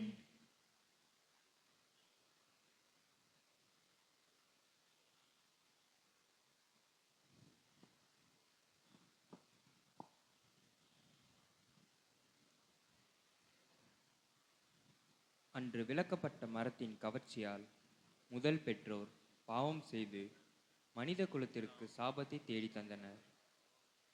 ஆனால் இயேசு இந்த சிலுவை மரத்தை அரவணைத்து முத்தம் செய்து இன்று நமக்கு மீட்பை பெற்றுத் தருகிறார்.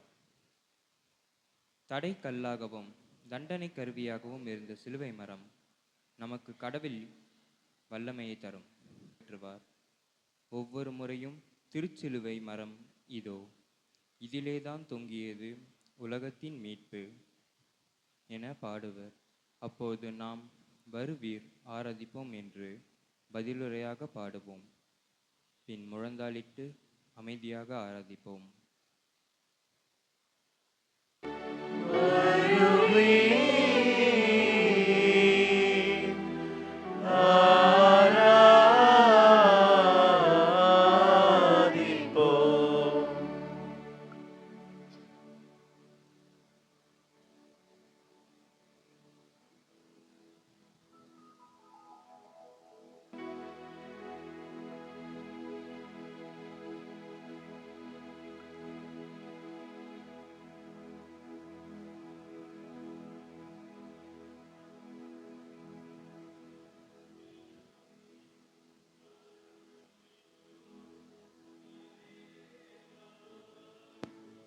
மீட்பு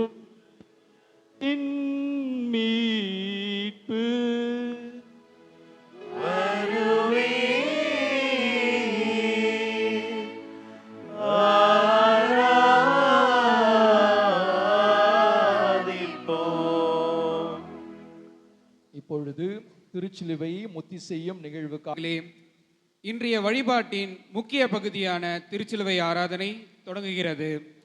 நம் அருள்நாதர் இயேசு இதோ பாடுபட்டு இறந்து நமக்கு மீட்பை பெற்று தந்துள்ளார். இந்த திருச்சிலுவைதான் ஏதேன் தோட்டத்தில் மரத்தில் வந்த சாவை சாகடித்து இயேசுவின் இந்த திருச்சிலுவை மரம்தான். இது நம் மீட்பின் சின்னம், வாழ்வின் சின்னம், அனைவரையும் அரவணைக்கும் அன்பின் சின்னம். பக்தியுடன் திருச்சிலுவையை ஆராதித்து இறைவனையும் நமக்கு உள்ள உறவை புதுப்பித்துக் கொள்வோம். மனமுடைந்து மனம் கனிந்து மனமாற்றம் பெறுவோம்.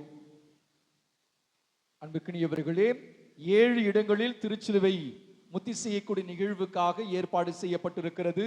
ஆலயத்தினுடைய உள் பகுதியில் 3 இடங்களில் பீடத்திற்கு முன்பு மைய பகுதி, ஆலயத்தினுடைய முகப்பில் நீங்கள் கொடுக்கக்கூடிய இந்த வேளையில் வழங்கக்கூடிய காணிக்கையானது புனித பூமி பராமரிப்பிற்கு அனுப்பி வைக்கப்படும் என்பதை அன்போடு தெரிவித்துக் கொள்கிறோம். எனவே தாராள உள்ளத்தோடு இந்த சிறப்பு பராமரிப்பிற்காக காணிக்கையை செலுத்த அன்போடு கேட்டுக்கொள்கிறோம். மறிக்கொழுந்தும் உங்களுக்கு வழங்கப்படும், பெற்று செல்ல அன்போடு அழைக்கிறோம். பாடல் குழுவினர் பாடலை பாட நாம் அனைவரும் பாடியபடி இந்த சிறப்பு நிகழ்வில் உற்சாகத்தோடு பங்கெடுப்போம். முதலில் அருட்தந்தை மதன் பாபு அவர்கள் திருச்சிலுவைக்கு முத்தி செய்கிறார். அவரை தொடர்ந்து இறை மக்கள் ஆங்காங்க வைக்கப்பட்டு உள்ள திருச்சிலுவைக்கு முத்தி செய்ய அன்போடு அழைக்கிறோம்.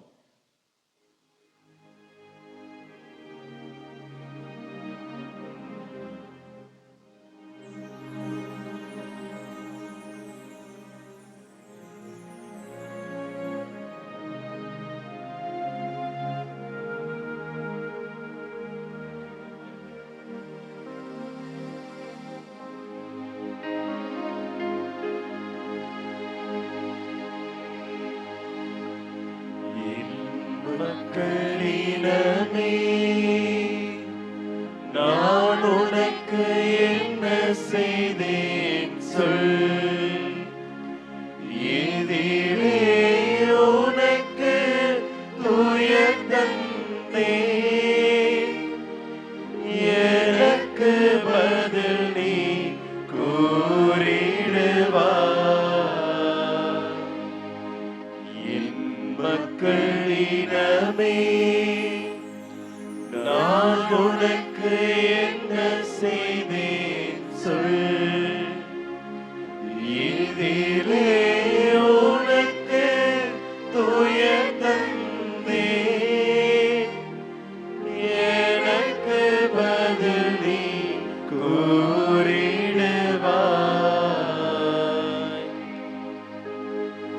எகிப்து நாட்டில் இருந்து உன்னை மீட்டு கொண்டு வந்தேனே, அதனாலோ உன் மீட்பருக்கு சிலுவை மரத்தை நீ தயாரித்தாய். என் மக்களிடமே, நான் உனக்கு என்ன செய்தேன் சொல்.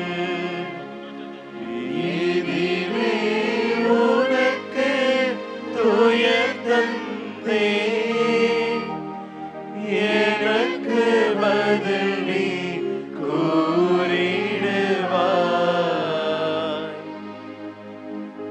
40 ஆண்டுகள் நான் உன்னை பாலை நிலத்தில் வழி நடத்தி, உனக்கு மன்னா உணவூட்டி, வளமிகு நாட்டினுள் கொண்டு வந்தேனே, அதனாலோ உன் மீட்பருக்கு சிலுவை மரத்தை நீ தயாரித்தாய். மக்களிடமே, நான் உனக்கு என்ன செய்தேன் சொல். எதிரே உனக்கு துயர் தந்தேன், எனக்கு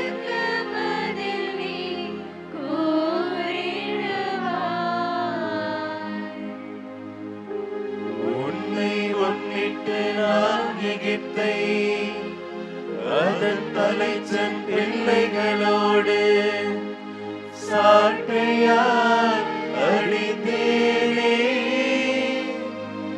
நீயோ என்னை சாட்டையால் வதைக்க கையளித்தாய். மக்களிடமே நான் உனக்கு என்ன செய்தேன் சொல். ஏனெனிலே உனக்கு துயர் தந்தேன். எனக்கு பதில் நீ கூறிடுவாய்.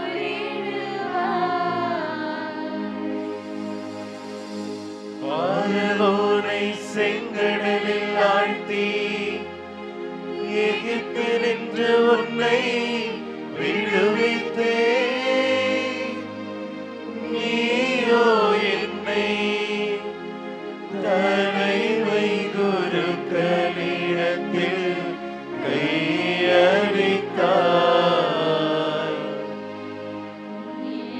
மக்களிடமே நான் உனக்கு என்ன செய்தேன் சொல். ஏனெனிலே உனக்கு துயர் தந்தேன். எனக்கு பதில் நீ கூறிடுவாய். நானே உனக்கு முன்பாக கடலை திறந்தேன். நீயோ எனது விலாவை ஈட்டினால் திறந்தாயே. மக்களிடமே நான் உனக்கு என்ன செய்தேன் சொல். ஏனெனிலே உனக்கு துயர் தந்தேன். எனக்கு பதில் நீ கூறிடுவாய். மேகத்தூணில் உனக்கு முன் நான் சென்றேனே. நீயோ பிலாத்தின் முற்றத்துக்கு என்னை இழுத்து சென்றாயே. மக்களிடமே நான் உனக்கு என்ன செய்தேன் சொல். ஏனெனிலே உனக்கு துயர் தந்தேன். எனக்கு பதில் நீ கூறிடுவாய். பாலை நிலத்தில் மன்னாவால் நான் உன்னை உண்பித்தேனே. நீயோ என் கன்னத்தில் அறைந்து என்னை சாட்டையால் அடித்தாயே. மக்களிடமே நான் உனக்கு என்ன செய்தேன் சொல். ஏனெனிலே உனக்கு துயர் தந்தேன். எனக்கு பதில் நீ கூறிடுவாய். உன் தாகத்தை தணிக்க நலம் தரும் நீரை பாறை நின்று உனக்கு தந்தேனே. நீயோ கசப்பும் புளிப்பும் கலந்த பானத்தை எனக்கு தந்தாயே. மக்களிடமே நான் உனக்கு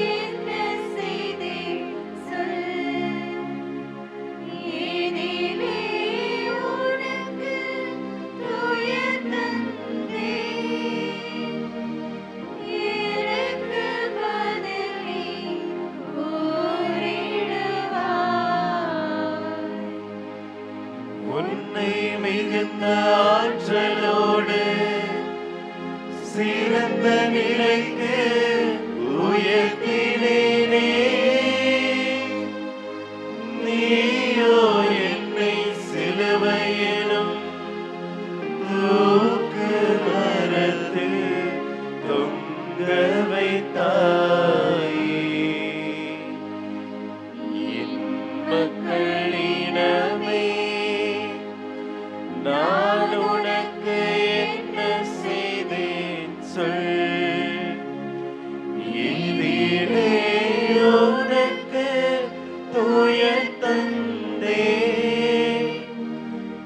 எனக்கு பதில் நீ கூறிடுவாய்.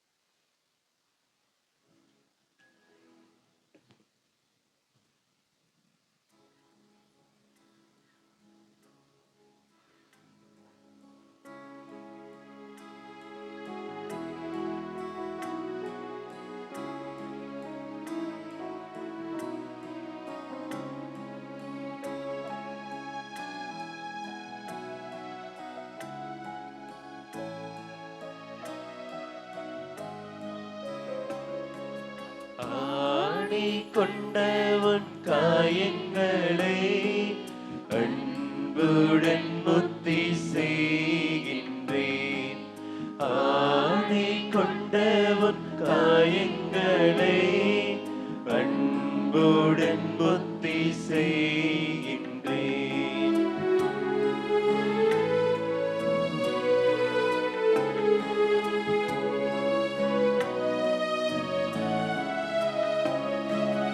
உனது கரத்தின் காயமே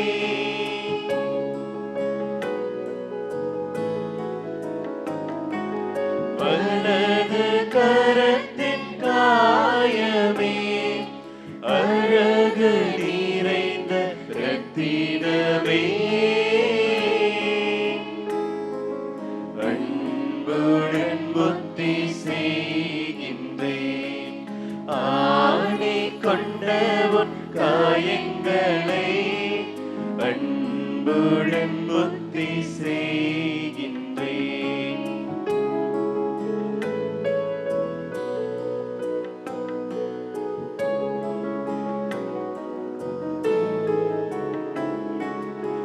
இடது கரத்தின் காயமே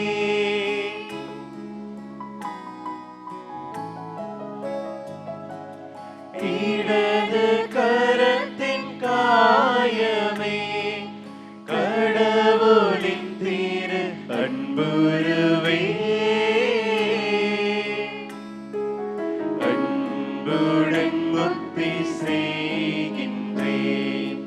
ஆணி கொண்டவும் காயங்களை அன்புடன் முத்தி செய்கின்றேன்.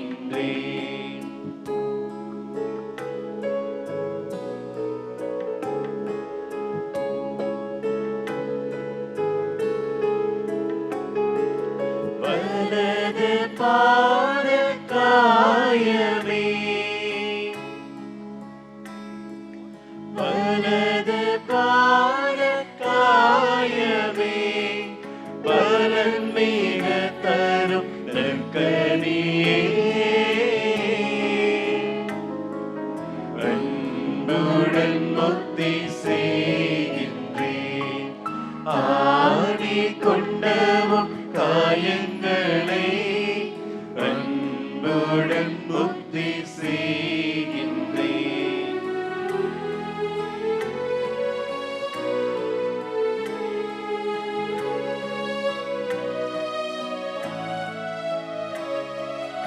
இடது பாத காயமே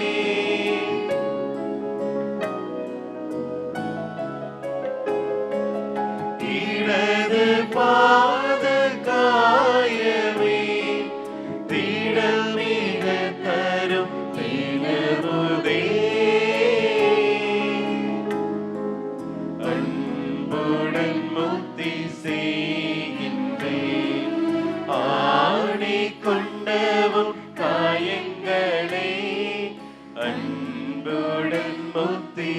செய்கின்றேன்.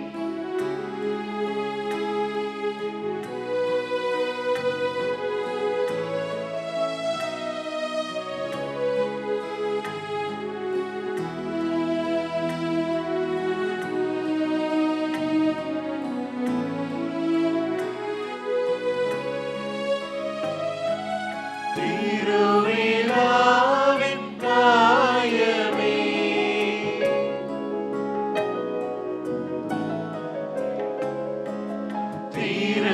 திருவிழாவின் காயமே அருள் சொரிந்திடும் ஆலயமே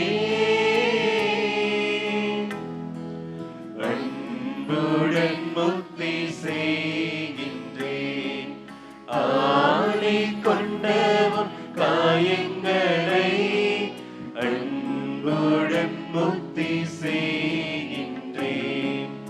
ஆணை கொண்டவன் காயங்களை அன்புடன் முக்தி செய்கின்றேன்.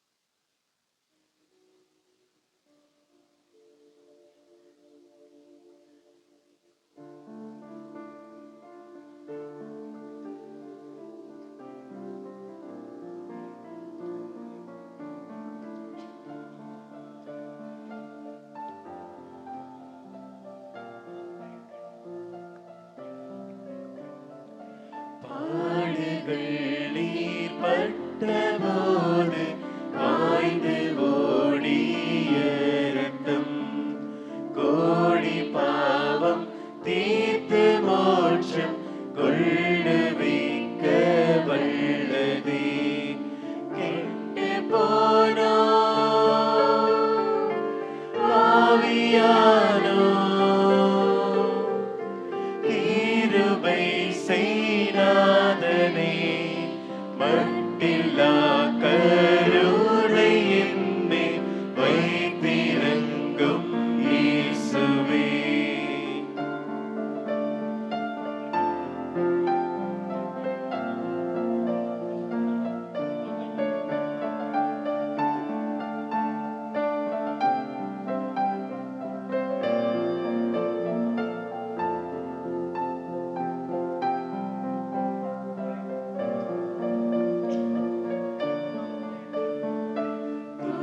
துஷ்டயூதர் தூணிலோடு தூய கைகள் கட்டி கஷ்டமாய் அடித்த போது காய்ந்த செந்நீரே துணை விட்டு போனோ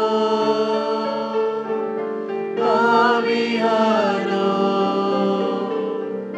கிருபை செய்யாதனே மட்டில்லா கருணை என்மேல் வைத்திறங்கும் இயேசுவே.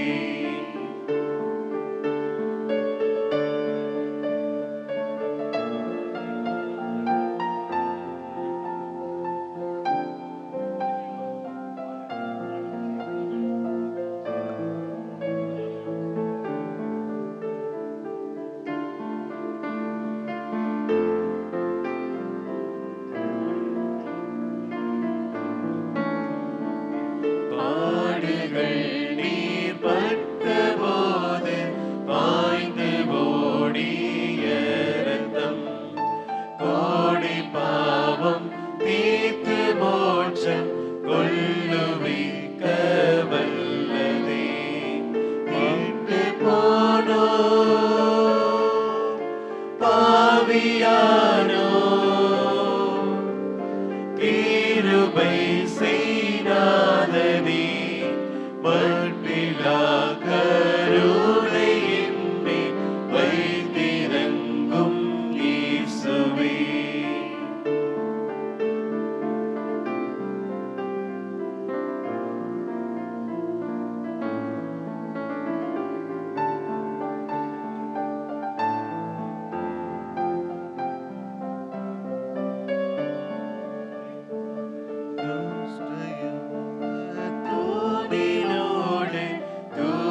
கைகள் கட்டியே கஷ்டமாய் அடித்த போது காய்ந்த செந்நீரை துணை விட்டு போனோ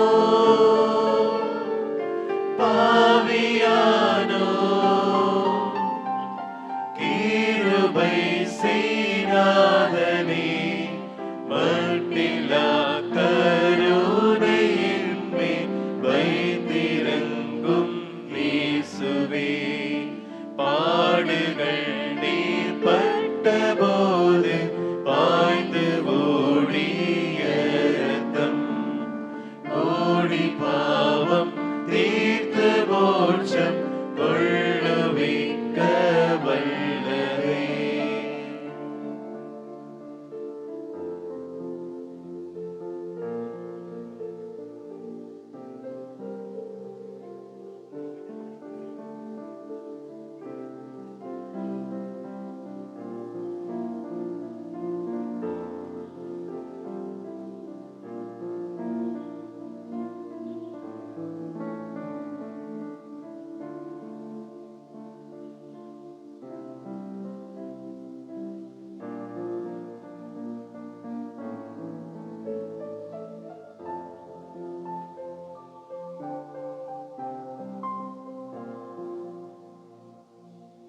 இப்பொழுது மூன்றாவது பகுதி திருவிருந்து பகுதிக்கான முன்னுரையானது வாசிக்கப்படுகிறது. செவிமடுப்போம். இன்றைய திருவழிபாட்டின் மூன்றாவது பகுதியாகிய திருவிருந்து இப்பொழுது தொடங்குகிறது. இயேசு சிலுவை மரணத்திலே தம்மையே பலியாக்கி நம் மீட்புக்காக உணவாக தருகிறார். அவரது பாடுகளின் நினைவை பக்தியுடன் கொண்டாடிய நாம் அவர் அளிக்கும் திருவிருந்தில் பங்கேற்போம். அவரது பாடுகள், இறப்பு, உயிர்ப்புக்கு சான்று பகர நம்மையே தகுதியாக்கிக் கொள்வோம். இப்போது பீடத்தில் துணிகள் விரிக்கப்படும். நற்கருணை பீடத்திற்கு கொண்டு வரப்படும். அனைவரும் ஆண்டவரை வரவேற்கும் வண்ணமாக பக்தியோடு எழுந்து நிற்போம்.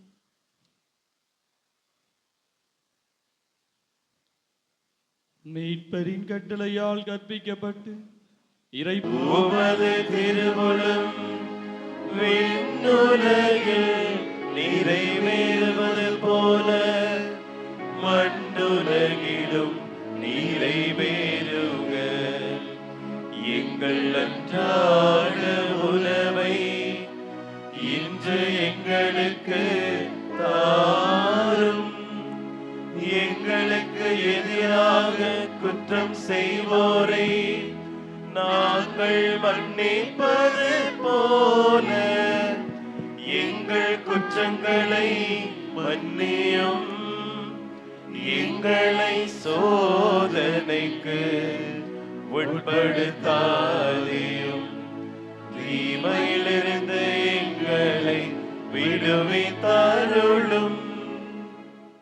ஆண்டவரே, தீமை அனைத்திலும் இருந்து எங்களை விடுவித்து எங்கள் வாழ்நாளில் அமைதியை கனிவுடன் அருள உம்மை மன்றாடுகின்றோம். உமது இரக்கத்தின் உதவியால் நாங்கள் பாவத்திலிருந்து எப்போது விடுதலை பெற்று யாதொரு கலக்கமும் இன்றி நலமாயிருப்போமாக. நாங்கள் எதிர்நோக்கி இருக்கும் பேரின்பத்திற்காகவும் என் மீட்பராகிய இயேசு கிறிஸ்துவின் வருகைக்காகவும் காத்திருக்கின்றோம். ஆட்சியும் வல்லமையும் மாட்சியும் என்றென்றும் உமதே. அனைவரும் முழங்கால் படியிடுவோம்.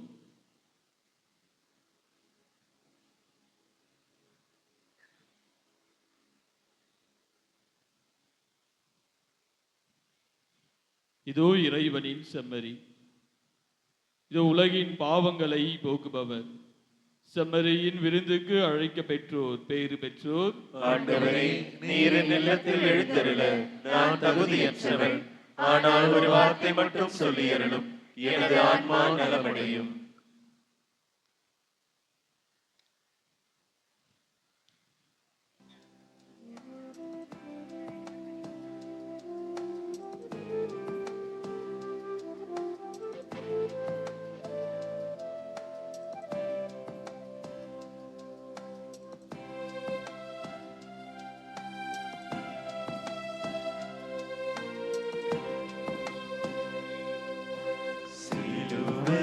சிம்மாசனம் கண்டவரே,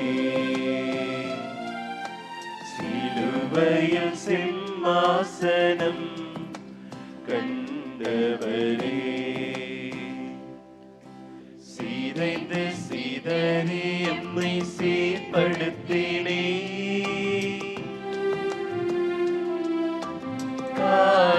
காயங்களாயும் காயங்களுக்கு மருந்தான மருத்துவரே, இயேசுவே சிலுவையில் சிம்மாசனம் கண்டவரே, சிலுவையில் உம்மை தொழுகின்றோம், உம் சிலுவை வழியில் உம்மை தொடர்கின்றோம், சிலுவையில் உம்மை தொழுகின்றோம், உம் சிலுவை வழியில் உம்மை தொடர்கின்றோம், சிலுவையில் சிம்மாசனம் கண்டவரே.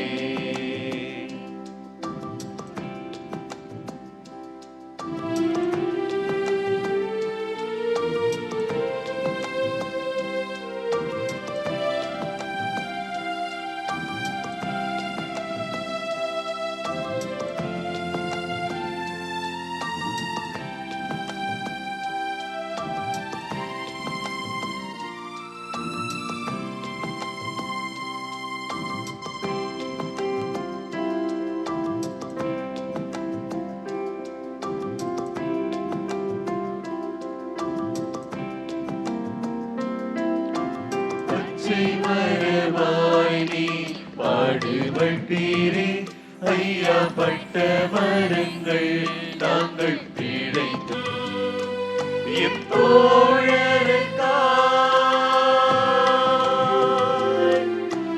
உலகில் பாடுபடும் தோழருக்காய் ஒரு குலைந்து உடைந்து போக உறுதி தாரும், உறுதி தாரும், சிலுவையில் சிம்மாசனம் கண்டவரே.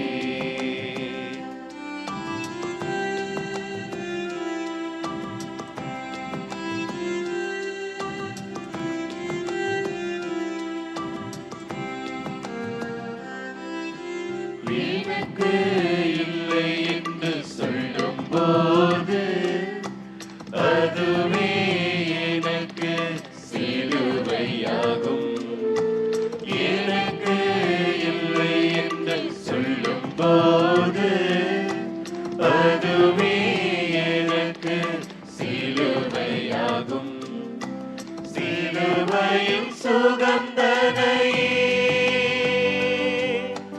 யாமுணர்ந்து, சிலுவையின் சுகந்தனை யாமுணர்ந்து, சிலுவையுடன் உமை தொடர உறுதி தாரும், உறுதி தாரும், சிலுவையில் சிம்மாசனம் கண்டவரே.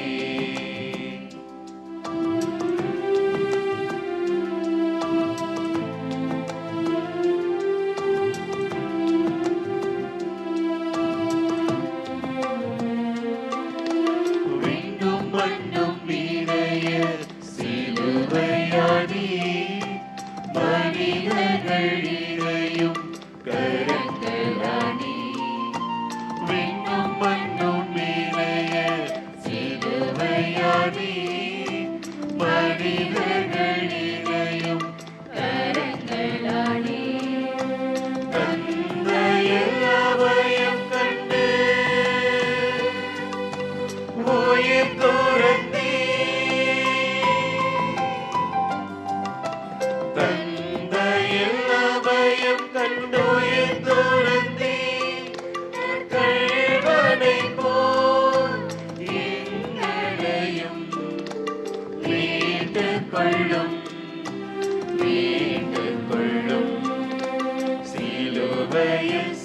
சிம்மாசனம் கண்டவரே, சிலுவையில் சிம்மாசனம் கண்டவரே, சீதைந்து சிதறி எம்மை சீர்படுத்தினே,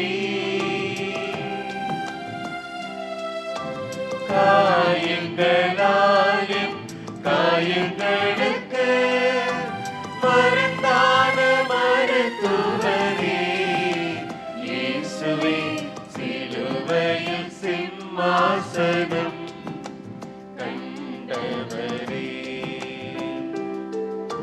சிலுவையில் உம்மை தொழுகின்றோம், உம் சிலுவை வழியில் உம்மை தொடர்கின்றோம், சிலுவையில் உம்மை தொழுகின்றோம், உம் சிலுவை வழியில் உம்மை தொடர்கின்றோம், சிலுவையின் சிம்மாசனம் கண்டவரே.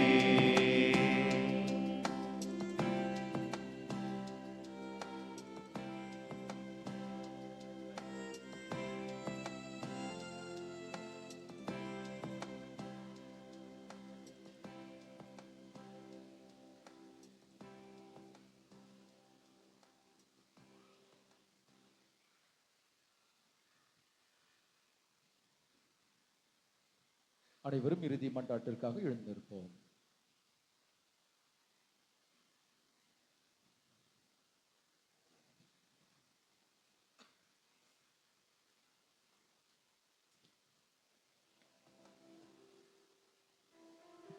மன்றாடுவோமாக.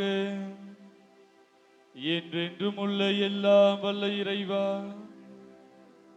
உம்முடைய கிறிஸ்துவின் பாடுகளினாலும் புனித இறப்பினாலும் உயிர்ப்பினாலும் எங்களை மீட்டருளினீர்.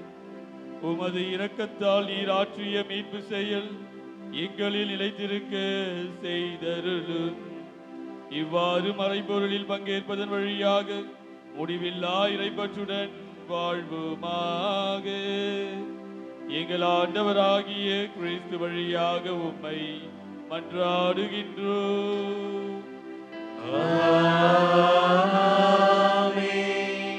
அனைவரும் அமர்வோம். இன்று நாம் புனித வெள்ளி விழாவை சிறப்பு செய்கிறோம். இந்த நாளின் வழிபாட்டை சிறப்பித்த நம்முடைய தலைமையாளி இளையோர் குழுவிற்கு கரங்களை தட்டி நன்றியும் வாழ்த்தையும் பாராட்டையும் தெரிவித்து மகிழ்வோம்.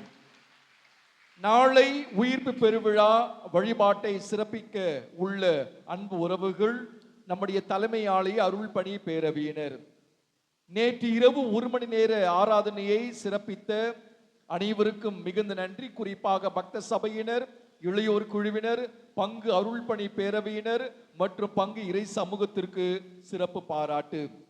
திருச்சிலுவை சாட்சிய பவனியில் இன்று காலை நாம் பங்கெடுத்தோம். பங்கெடுத்த அனைவருக்கும் வாழ்த்தும் பாராட்டும். திருச்சிலுவை பாதையில் உதவிய பங்கு அருள் பணி பேரவையினர், செயற்குழு உறுப்பினர்கள், இளையோர் குழுவினர், பாடகர் குழுவினர், பீட சிறார்கள், தவக்கஞ்சி ஏற்பாடு செய்த அன்பு உறவுகள், மறிக்கொழுந்து ஏற்பாடு செய்த குடும்பத்தார், பல நிலையில் உதவிய அருட் சகோதரிகள், அருட் சகோதரர்கள், அருட் சகோதரர் ஜோ கிளின்டன் மற்றும் உதவி தந்தையர்கள் அனைவருக்கும் மிகுந்த நன்றி.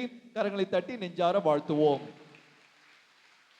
இன்று எடுக்கப்பட்ட காணிக்கையானது புனித பூமி பராமரிப்பிற்காக பயன்படுத்தப்படும் என்பதை அன்போடு தெரிவித்துக் கொள்கிறோம். நம்முடைய ஆயர் வழியாக திருத்தந்தைக்கு அனுப்பி வைக்கப்படும். புனித சனி அன்று, அதாவது நாளை இரவு 11 மணிக்கு பாஸ்கா திருவிழிப்பு கொண்டாட்டமானது நம்முடைய பாசமிகு ஆயர் அவர்களுடைய தலைமையில் நம்முடைய தலைமை ஆலயத்தில் ஆரம்பமாகும். மெழுகு திரிகள் ஆலய வளாகத்தில் விற்கப்படும். ஆகவே நீங்கள் பயன்படுத்த பாசத்தோடு கேட்டுக்கொள்கிறோம். மறுநாள் ஞாயிறன்று காலை 7 மணிக்கு கல்வாரி திருமலையில் உயிர்ப்பு பெருவிழா திருப்பலியானது நடைபெறும். காலை 8 மணிக்கு நம்முடைய தலைமை ஆலயத்தில் திருப்பலியானது நடைபெறும். காலை 9:30 மணிக்கு ஆங்கிலத்தில் திருப்பலியானது நடைபெறும். மாலையில் திருப்பலியானது நடைபெறாது என்பதை அன்போடு தெரிவித்துக் கொள்கிறோம். புலிப்பாக்கத்தில் சனிக்கிழமை இரவு 8 மணிக்கு உயிர்ப்பு பெருவிழா திருப்பலியானது நடைபெறும். அனைவரும் நேரத்தோடு பங்கெடுக்க பாசத்தோடு கேட்டுக்கொள்கிறோம். அன்பு உறவுகளே, நாளை நம்முடைய வளாகத்தில் மெழுகுத்திரிகள் விற்கப்படும், புனித நீரும் வைக்கப்படும். எனவே உங்களுக்கு தேவையான பாத்திரத்தை கொண்டு வந்து புனித நீரை எடுத்து செல்ல பயன்படுத்த அன்போடு அழைக்கிறோம். நாளை நீங்கள் நள்ளிரவு வழிபாட்டிற்கு வருகிற பொழுது வாகனங்களை வெளியே விட அன்போடு அழைக்கிறோம். வளாகத்தில் விட வேண்டாம் என்று பாசத்தோடு கேட்டுக்கொள்கிறோம்.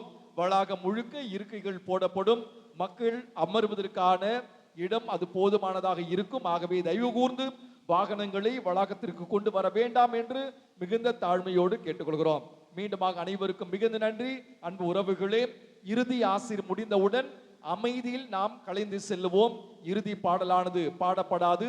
நாளை நாம் உயிர்ப்பு பெருவிழா வழிபாட்டை துவங்கக்கூடிய அந்த நிலை வரை நாம் மிகுந்த அமைதி காக்க அழைக்கப்படுகிறோம். இது அமைதியின் நேரம். இப்பொழுதிலிருந்து இது அமைதி நேரம். நாளை சனிக்கிழமை புனித சனி, அமைதியின் சனி என்றும் அழைக்கப்படுகிறது. அமைதி காக்க அன்போடு அழைக்கிறோம். இறுதி ஆசீர் முடிந்தவுடன் ஒருவேளை யாராவது தவமாலையை வேண்டி கழட்ட வேண்டும் என்று விரும்பினால் பீடத்திற்கு முன்பு வந்து நிற்க அன்போடு அழைக்கிறோம். இறுதி ஆசிற்காக, சிறப்பு ஆசிற்காக எழுந்து நிற்போம். தலை வணங்கி நாம் மன்றாடுவோம்.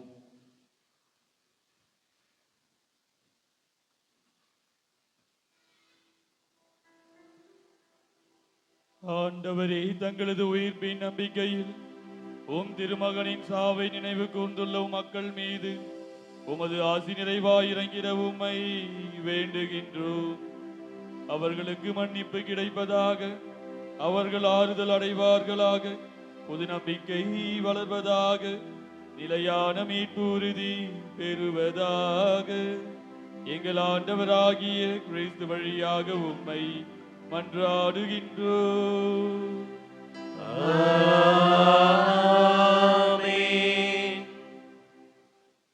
அனைவரும் சில முன்பு முழுந்தால் படியிட்டு அமைதியாக கலைந்து செல்வோம்.